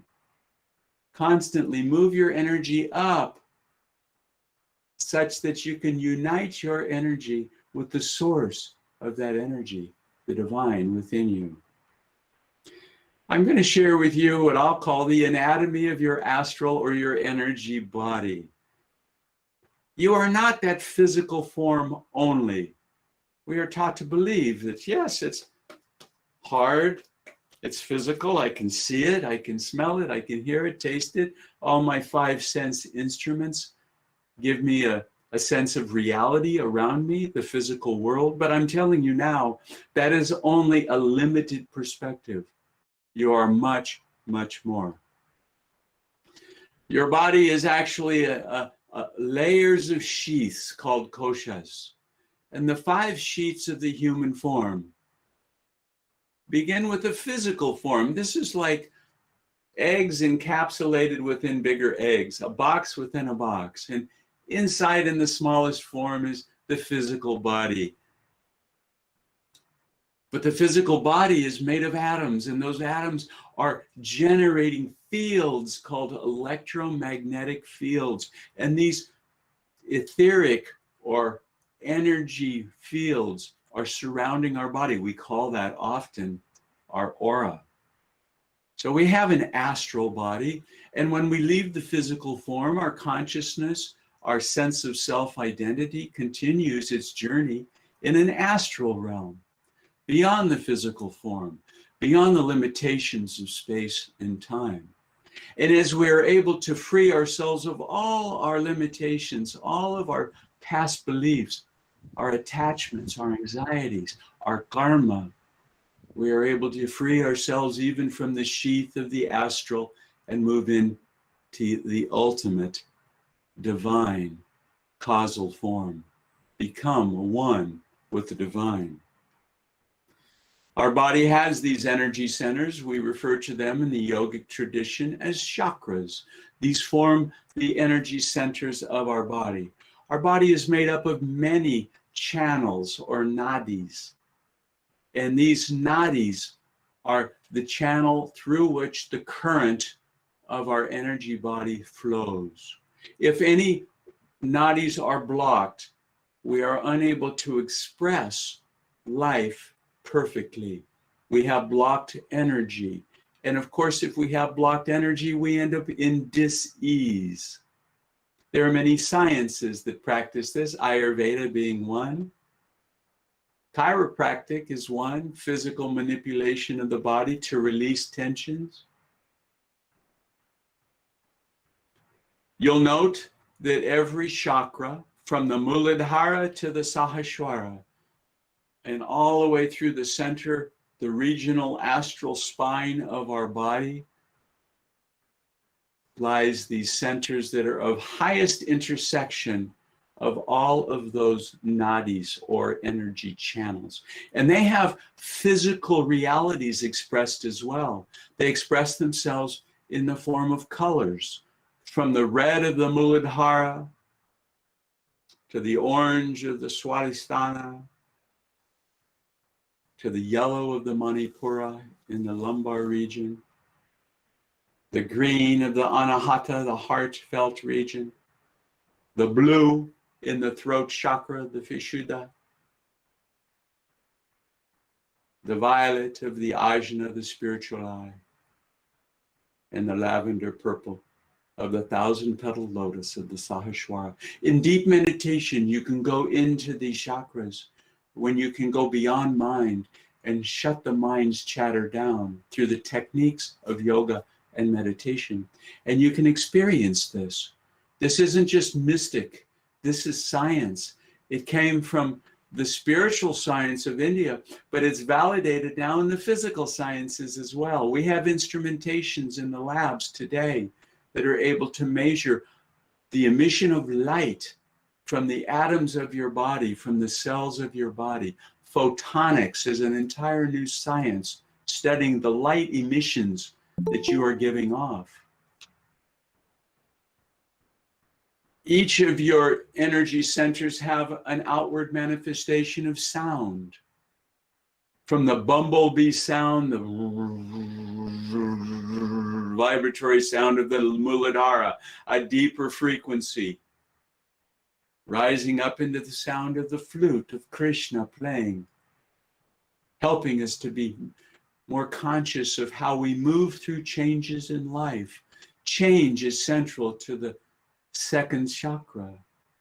And in this third chakra, the heart, this is digestion. How do you digest life? How do you digest differences in opinion? How do you digest wisdom, digest learning? All of this occurs within the third energy center of the Manipura, the third chakra. And so it goes. In the heart, the bell, the green color, the center of our divine love. Also the center for sensations, feelings, touch. The throat, the center for communications. It's also the effects when we are in balance in the fifth chakra of the throat. We have inner calmness. We have a sense of expansion. If you feel less than calm, work on balancing the fifth chakra. If you're having trouble digesting food or digesting life itself, focus on energy balancing in the Manipura. This is how you reach wellness in the physical body. And of course, each of those etheric or astral or energetic centers of the body are associated with physical characteristics in the body as well. The Muladhara is controlling our bones, our legs, our rectum, our intestines, our blood, our adrenal glands. Cleansing the Muladhara can have a cleansing effect on the spinal column. The second chakra of the Swadhisthana, the center of our reproductive organs, responsible for our kidneys, the ovaries, digestive, sex glands. Any issues there? Again, expressing physically from the energetic. Spirit and nature dancing together. This is yoga. This is Ayurveda. The third, stomach, liver, pancreas, nervous system. Up here in the heart center, the lower part of the lungs. Of course, the heart, your skin, your hands, your thymus gland, the circulation in your body, all centered in the energy center of the fourth chakra. If you have any issues on circulation, if your hands or legs are going to sleep, balance the fourth chakra. There are many techniques of doing that. You can use breath, you can use chanting, you can use mudras, you can use mantras, you can use asanas, many techniques for bringing balance into the physical and the ethereal or the energy bodies. In the throat, responsible for the bronchia, the upper parts of the lungs, that part of breathing, the thyroid, growth hormone, the voice, communications. So again, it's how what appears to be immaterial, the surreal, the astral energy affecting the physical, the material form, because it does. Everything is energy. There is no matter. There is only vibratory frequencies that have been slowed down to a frequency low enough to be perceived by the 5 sense instruments. There are many vibrations that surround you all the time that you cannot pick up with any of your 5 senses. Sounds going on that you cannot hear with your 2 ears. You can always hear it with your inner ear, the sound of Om itself, the vibratory sound of creation. Om. You can go into that sound through meditation. You can unite your consciousness with that sound.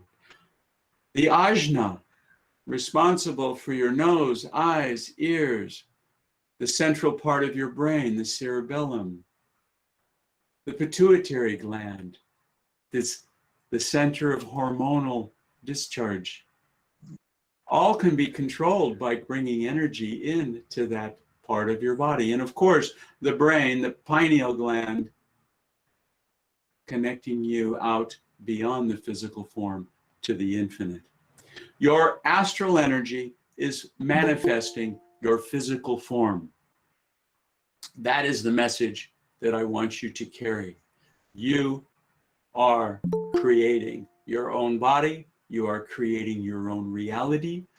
Your thoughts are creating your own actions. Your actions are creating your futures. Your vibration, your thoughts are activating energy. That energy informs the matter that results from it.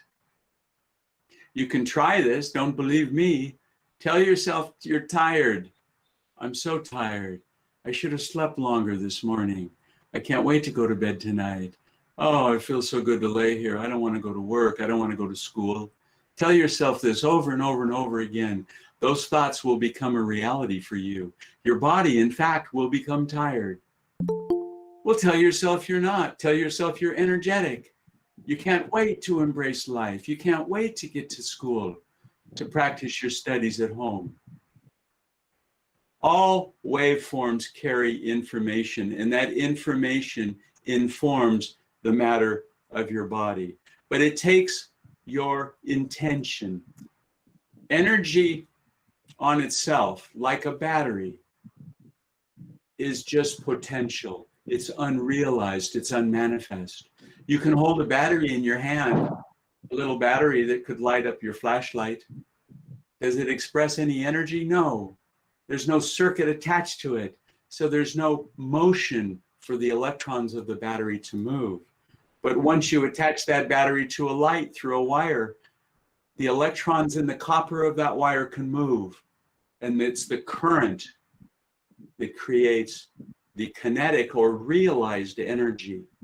And so it is the same for you. If you allow the electrons of your energy body to freely move, they will create magnetic fields in your form. In physics, we say moving charges create fields. Now, this is a physical reality. This is science. And if you're able to move your energy field, your electrons within your energy astral body upward, around that, and you can see the direction of the magnetic field that gets created from it. Your aura, in other words, would look like a field of a cloud of moving energy that's swirling around you. Is it swirling in one direction or the other? That's determined by the direction of the current. So if your thoughts are downward thoughts, your thumb would be focused downward. Your fingers wrapping around your thumb would show, as viewed above, a clockwise direction. Your energy would be down. You would feel down. You would feel heavy. Life would be a downer. On the other hand, if you point your thumb up and let your energy move upward, your fingers wrapping around, viewed from above, would show a magnetic field that is counterclockwise. It's uplifting. You would feel light and energized. So it is why all the great saints and sages of all religions have always lifted their gaze upward. Because wherever your attention is focused, that is where your energy will follow. Lift the gaze up, the electrons of your energy body will move upward, and your magnetic field will be counterclockwise as viewed from above, and you will be lifted up in life.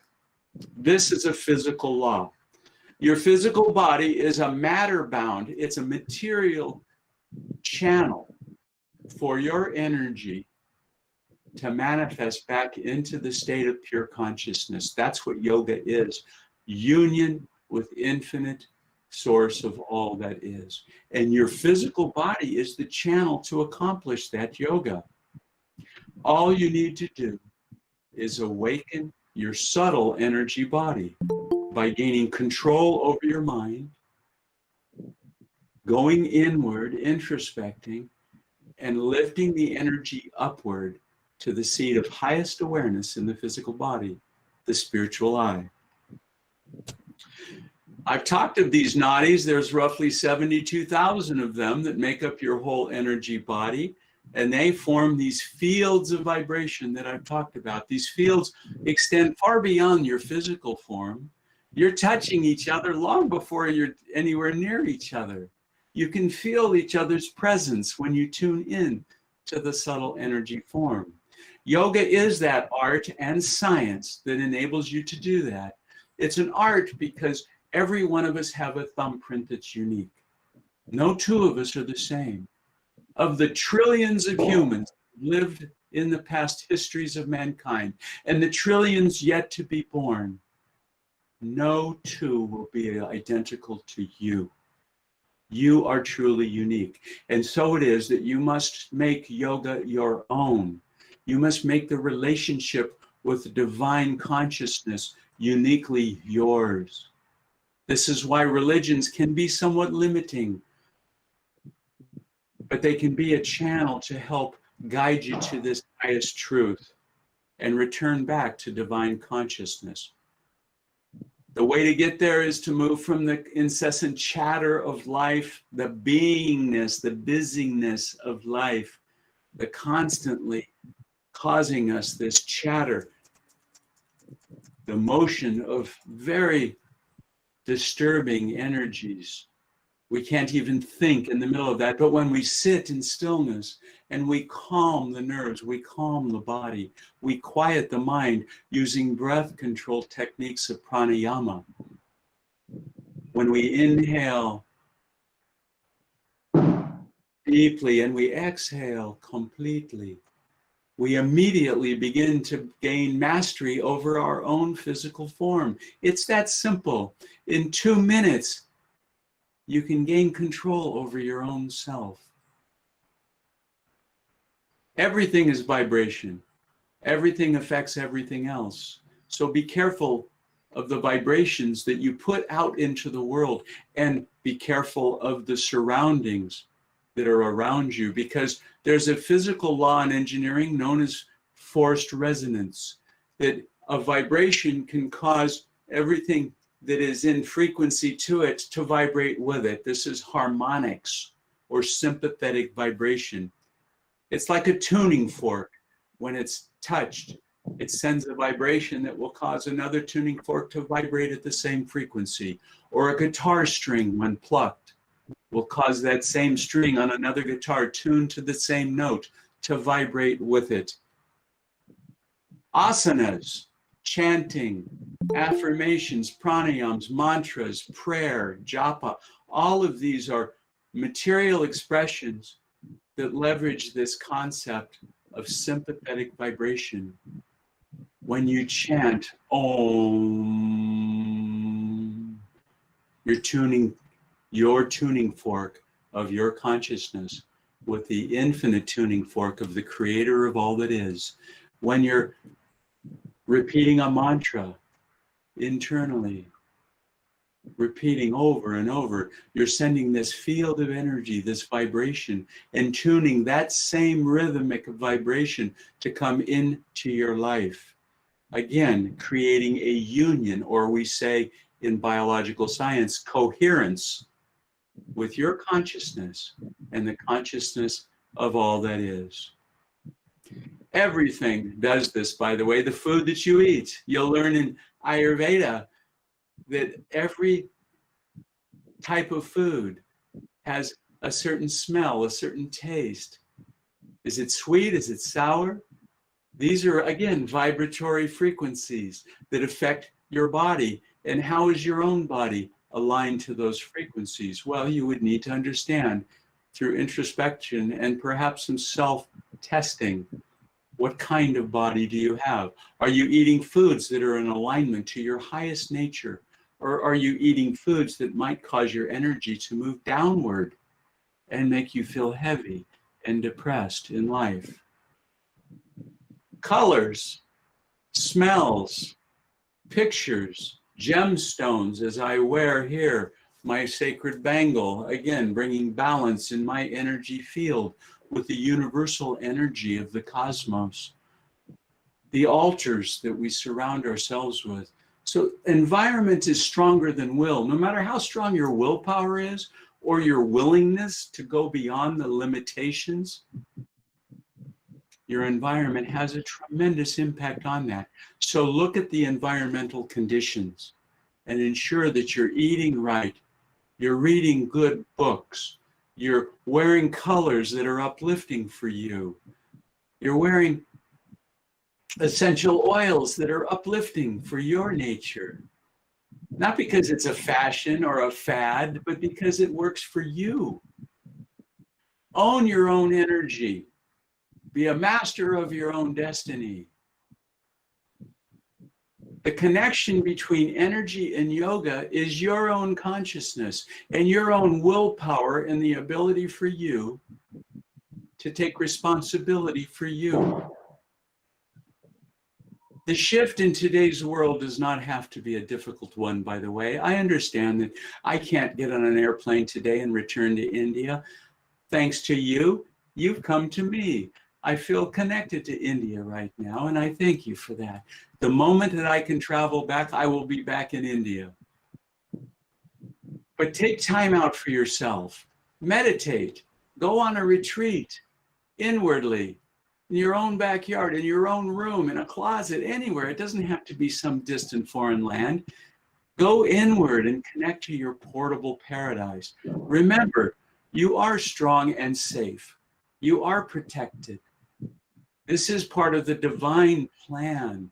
All of what's happening is happening for us, not to us. Don't be afraid to ask for assistance.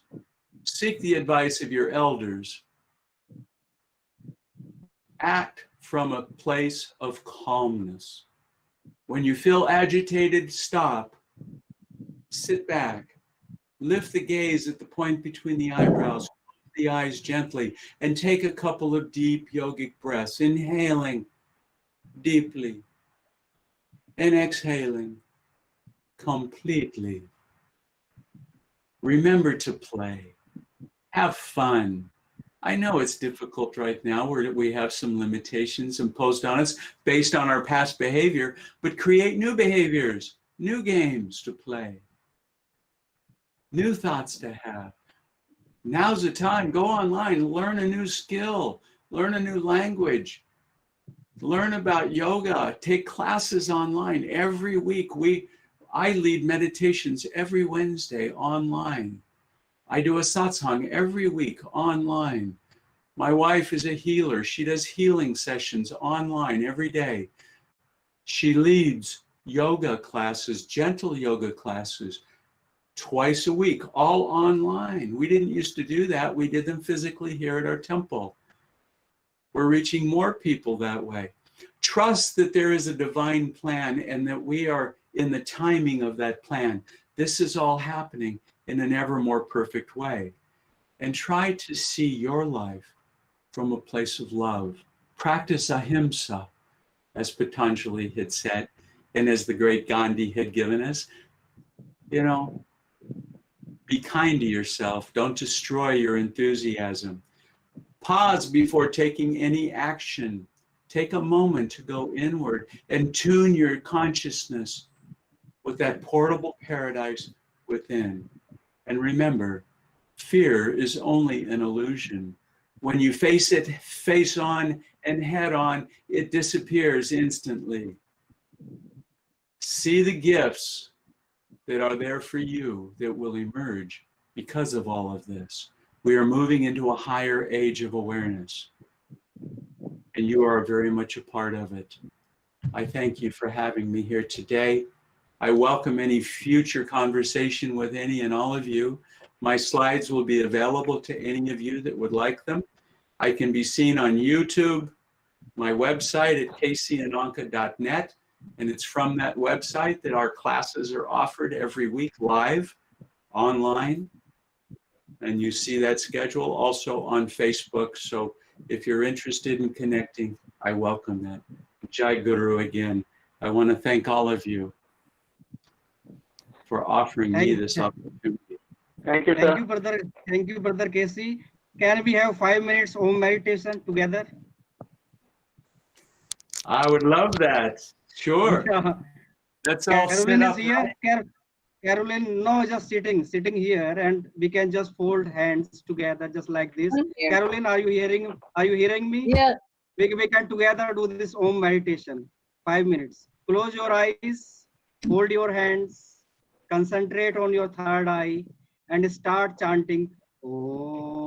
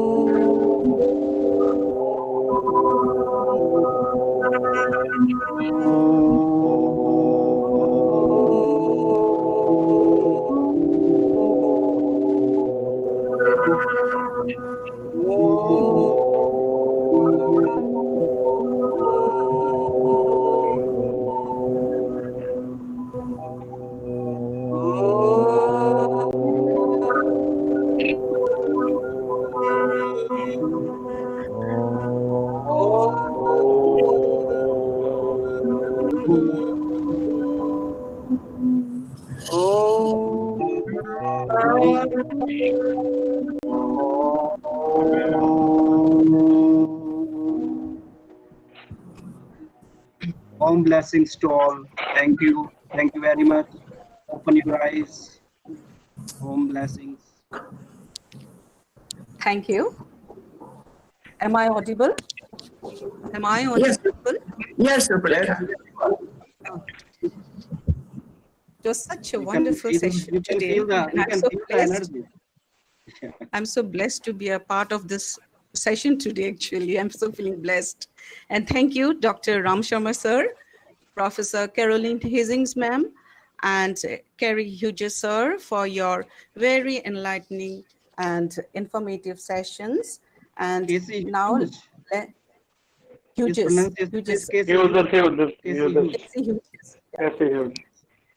And now let's What's the name? I'm perfectly fine being called whatever you choose to call me.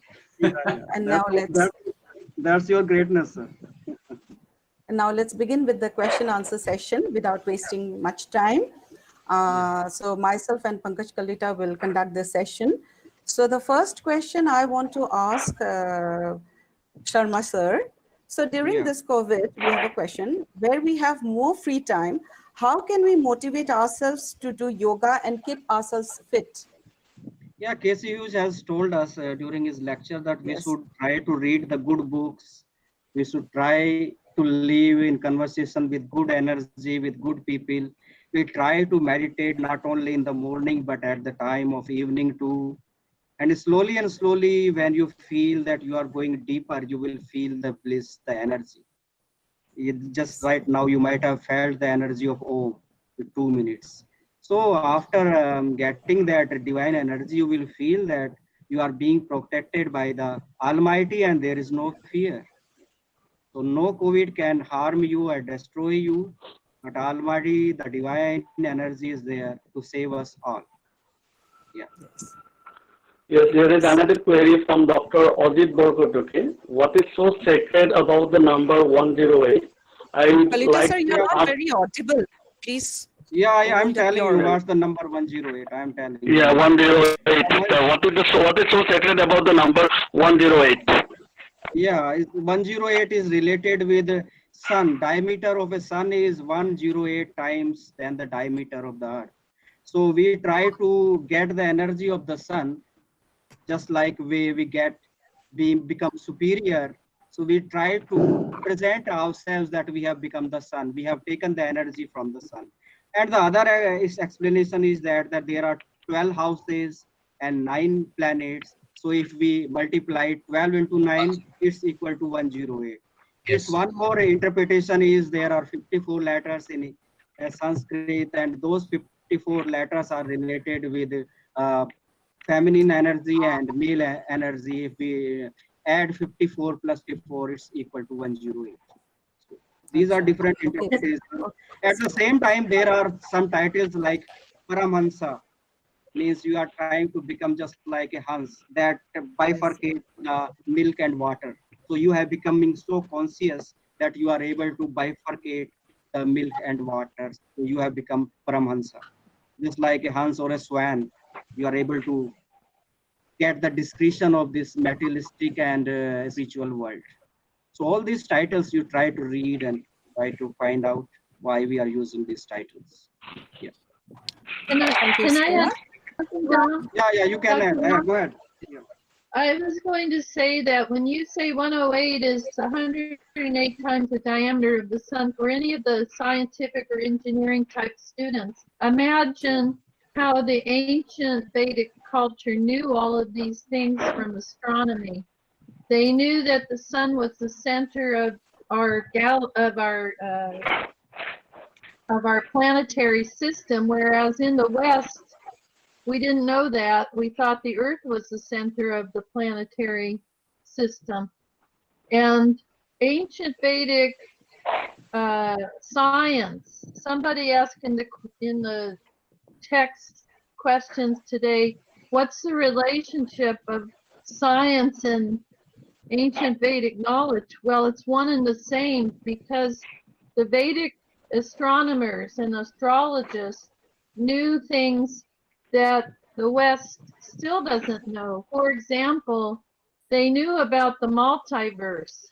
They envisioned Vishnu, in a way creating this universe, but they saw multiple, infinite numbers of Vishnu creating additional universes. So this is something that Western science has only just recently discovered. And so the Vedic culture, which is very ancient and may go back, and probably does go back before the floods, had deep scientific and technical knowledge. It's in the temple architecture. And I can only say that 108 is just the beginning of all of these numbers that relate to astrology and astronomy. Thank you, ma'am. Thank you. And sir, according to you, Casey Hughes, sir? Well, I would resonate to what Dr. Sharma had said. It's true that it is a sacred number. It connects the sun, the moon, and the earth. It represents the average distance of the sun and the moon to the earth as 108 times their respective diameters. This gives rise to many rituals that are practiced. Oftentimes, and you'll notice here on my own Kriya Mala, there are 108 beads in addition to the one bead which we refer to as the Guru bead. But the 108 beads are in groups of 12. So there are 9 segments of 12. We call these postures, if you will. Again, the number 9 has great significance. So there's many, many meanings. There are some that look at 108 as 1 being the beginning and 8 being infinity. So it encompasses everything within it. I could go on and on and on to it, but I think we've given enough significance to it. And thank you for asking me. Thank you, sir. So there is a question for Caroline Hastings, ma'am. It's from Pratyush Goswami. He wants to ask, from the current COVID-19 situation, it is apparent that Ayurveda is a branch which only complements allopathic medicine. Do you think proper research in this field would make Ayurveda a stand-alone solution for such diseases? Well, I'm not an expert on Ayurveda or Western medicine, but I think that there's a role for both.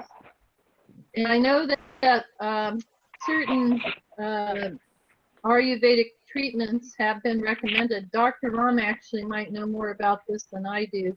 Dr. Ram, did you want to answer this? Actually, my net is unstable. Can they repeat the question again? Yes. Sir? Yeah. Please repeat the question, ma'am. Please repeat the question, ma'am. Yeah, please repeat the question. From the current COVID-19 situation, it is apparent that Ayurveda is a branch which only complements allopathic medicine. Do you think proper research in this field would make Ayurveda a stand-alone solution for such diseases? Yeah, what is Ayurveda? Ayurveda is nature.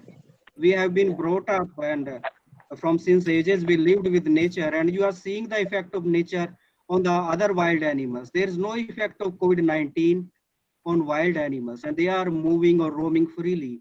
So you can understand the importance of living with nature. So Ayurveda is with nature, fruits, vegetables.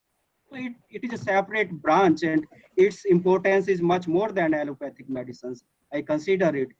And I told you all in my lecture that it motivates us for prevention is better than cure. We have to think about that. We have all these, we are, I think, blessed. Caroline has told you earlier that here is no Mozambique in the US, no Mozambique in the United States, and no mangoes in the United States. So we are really very, very much blessed that we are having all these seasonable fruits, seasonable vegetables. So our saints and sages, they have produced all these seasonable vegetables and fruits for us so that we will remain happy and healthy.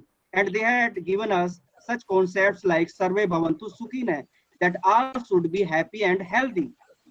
So that Ayurveda tells us its importance already, and it has been proved. Thank you. Well, there is a question from me. How happiness may be achieved? Again, please intimate what is the transmigration theory of souls?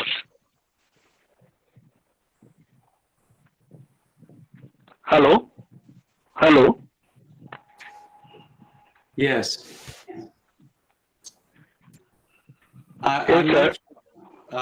I'm not sure I got all of the question. I understood one part of it was about happiness. What is it? Yes, sir. How happiness may be achieved?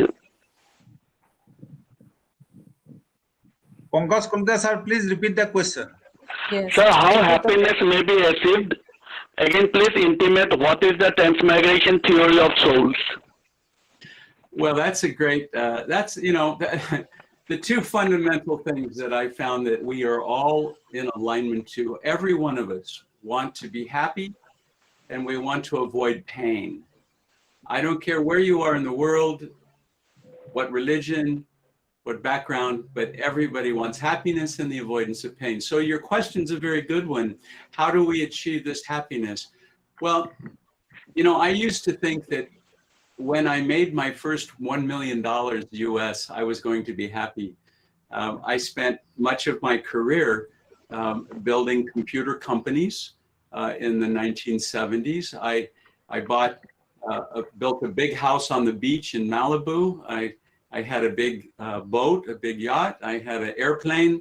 And every time that I would acquire something new, I thought, this is going to make me happy. And guess what happened? It didn't. That every time I got something outward from, in the outer sense, a bigger house, more things, more friends, even my own children and my grandchildren now, I would think, this is going to be it. And every time I had to honestly sit and say, no, it really didn't bring me ultimate happiness. Sure, it gave me temporary happiness. But the only place that I found true happiness was within me. Yeah. I had to embark on a journey inward to know, who am I? How do I connect to something beyond the limitations of my own thoughts? Something far greater than I could ever be, something that I couldn't even conceive of. I call that God. How could I have a direct and personal relationship with the divine creator? That, when I achieve that state and I live in that every day with every breath that I take, I know what happiness is. So I will tell you how to do it. Go inward. Stop thinking you'll find happiness from the outside world. It will never come to you. And the more you seek it outside of yourself, the more pain you're going to have later. Because every time I got a new house, now I had to maintain it. Every new car I got, somebody scratched it and I got angry that they'd scratch it.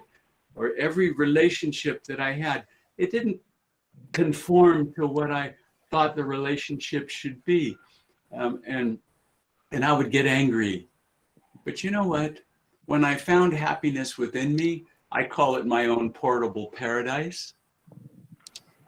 It didn't have anything to do with what was going on around me. Everything in the world could break. In the physical world, COVID can come and go. More diseases will be there. More will go. And, I'll win some, I'll lose some. Even this temple I sit in today could burn tomorrow. I wouldn't shed a tear because I have something that's far more. I would recommend to all of you, seek the happiness within. Be honest with yourself. Be open to the divine in your life, in whatever language, in whatever process, whatever ritual, whatever form of yoga you choose to practice, but practice it. It's a journey, a path, we call it. And my path has been 40 years. It wasn't easy for me to sit and learn to meditate. I had to begin with 1 second. I could just sit and close my eyes. Okay, I'm done. Maybe then it became 5 minutes. Now I could sit for 5 hours, not problem. Gain control over your life, over your body, over your thoughts, as we said before, as the Vedas had said, as Gandhi had said, and then you will know what real happiness is. Yes. Thank you so much, sir. And now, due to time constraint, actually, we want to wind up with our question-answer round session. So we would like to have some feedback from our esteemed participants. I've seen Dr. Jadhav, BB, Associate Professor and Head of the Department of History, SMDL College, Mumbai. Sir, hope you are here. Hello, sir. Dr. Jadhav. I think he has left, ma'am. He has left. Yeah. So over to Pankaj, sir. Yeah, I would like to ask the other two.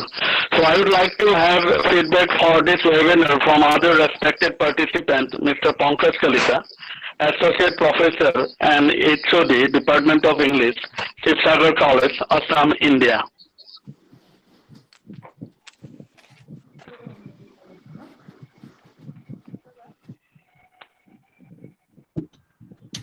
I think he too has left, ma'am.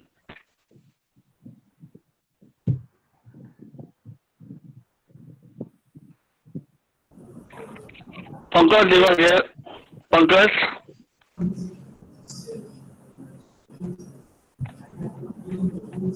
Hello, ma'am. Am I audible? I want to read one poem of Paramahansa Yogananda before the end of this program.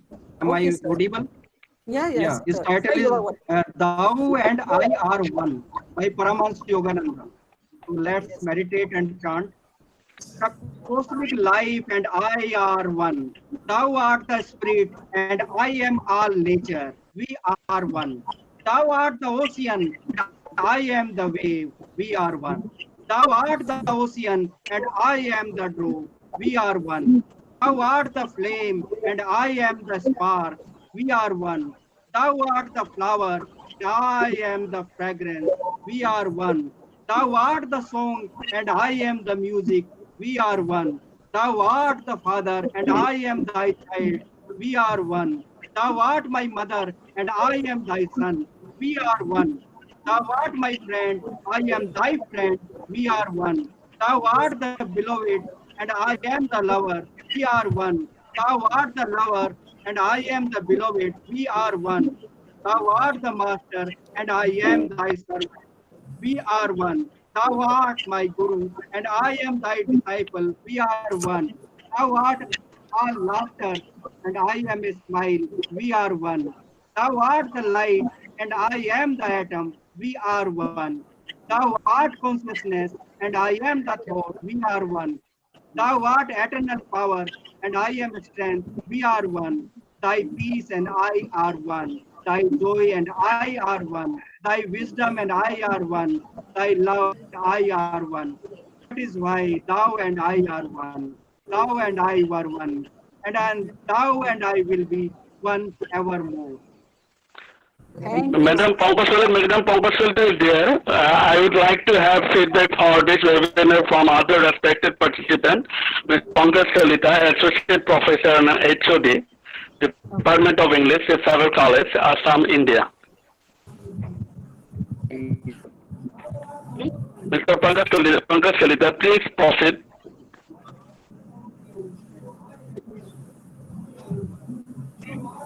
Yes, please proceed, Pankaj Kalita.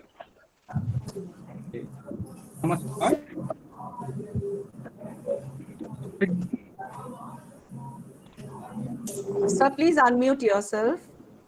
Pankaj Kalita, sir. Pankaj Kalita, sir.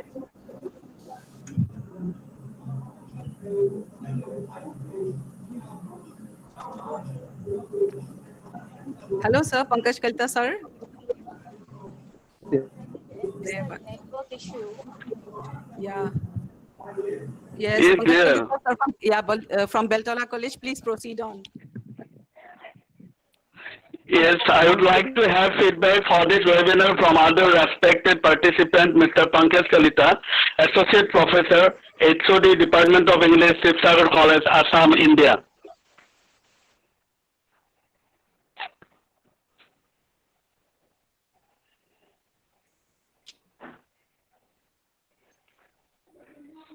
Till he joins us, I would like to request Ojit Borkotoki, sir, Beltola College Principal, Beltola College, to say a few lines about the webinar. How was the webinar, sir?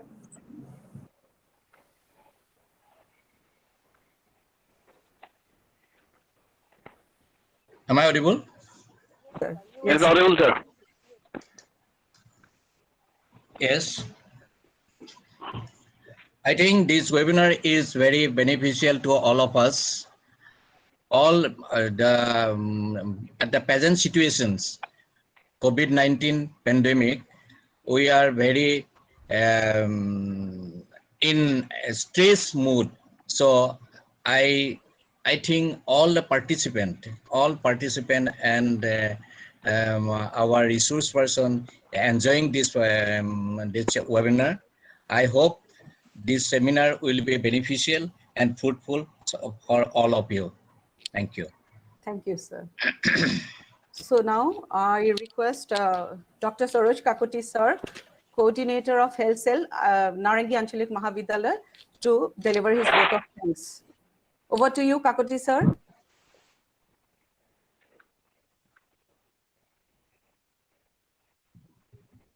Kakoti, sir, please unmute yourself. Kakoti, sir, please unmute yourself.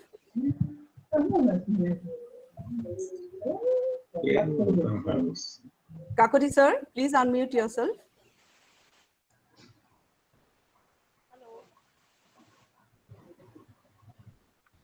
Maybe network problem, ma'am.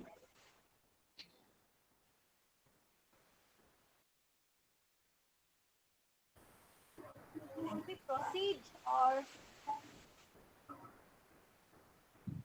Hello. Oh, yeah, there. He is there. Kakoti, sir, is there. Yes, sir, please proceed. Okay. Namaskar. Myself, Dr. Saroj Kakoti, Assistant Professor, Narangi Anchalik Mahavidyalaya. I would like to offer a vote of thanks on behalf of Narangi Anchalik Mahavidyalaya, KANYA Mahavidyalaya,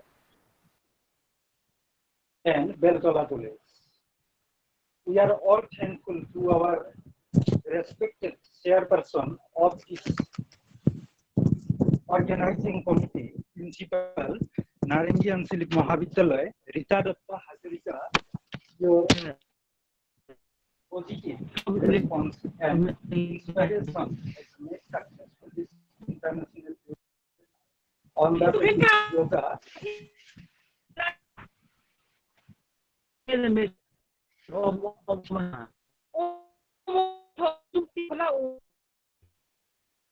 Oh yeah.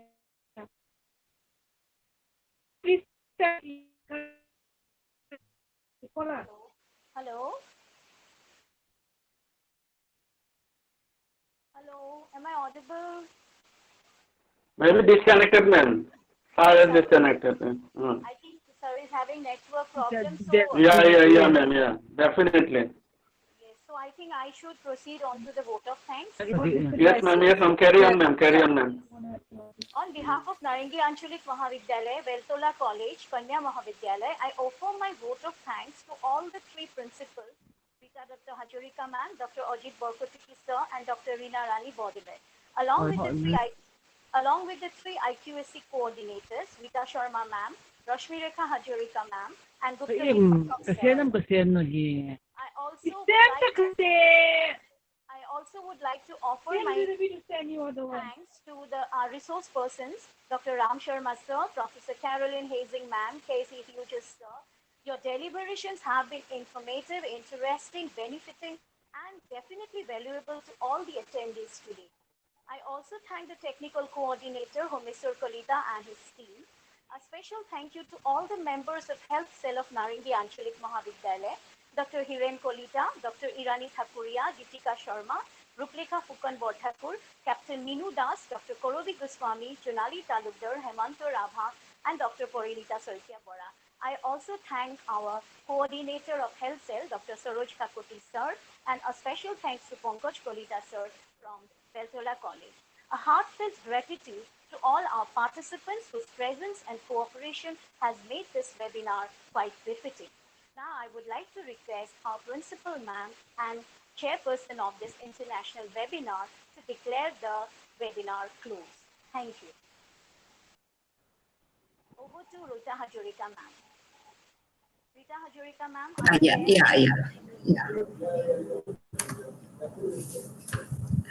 Thank you, Sumitra. Thank you so much, Dr. Ram Sharma sir, Professor Hazing, and Mr. Hughes, Hicks for giving us time and for grace this webinar with interesting your deliberations. Sir, ma'am, you have mesmerized us all the session. We will remain always thankful to each of you. And now I would like to thank Dr. Barkakuti, sir, and Dr. Bordelema, and participants, organizers, and our technical teams. Hoping to arrange such a webinar again in the future. I would like to say goodbye to everyone and announced formally this webinar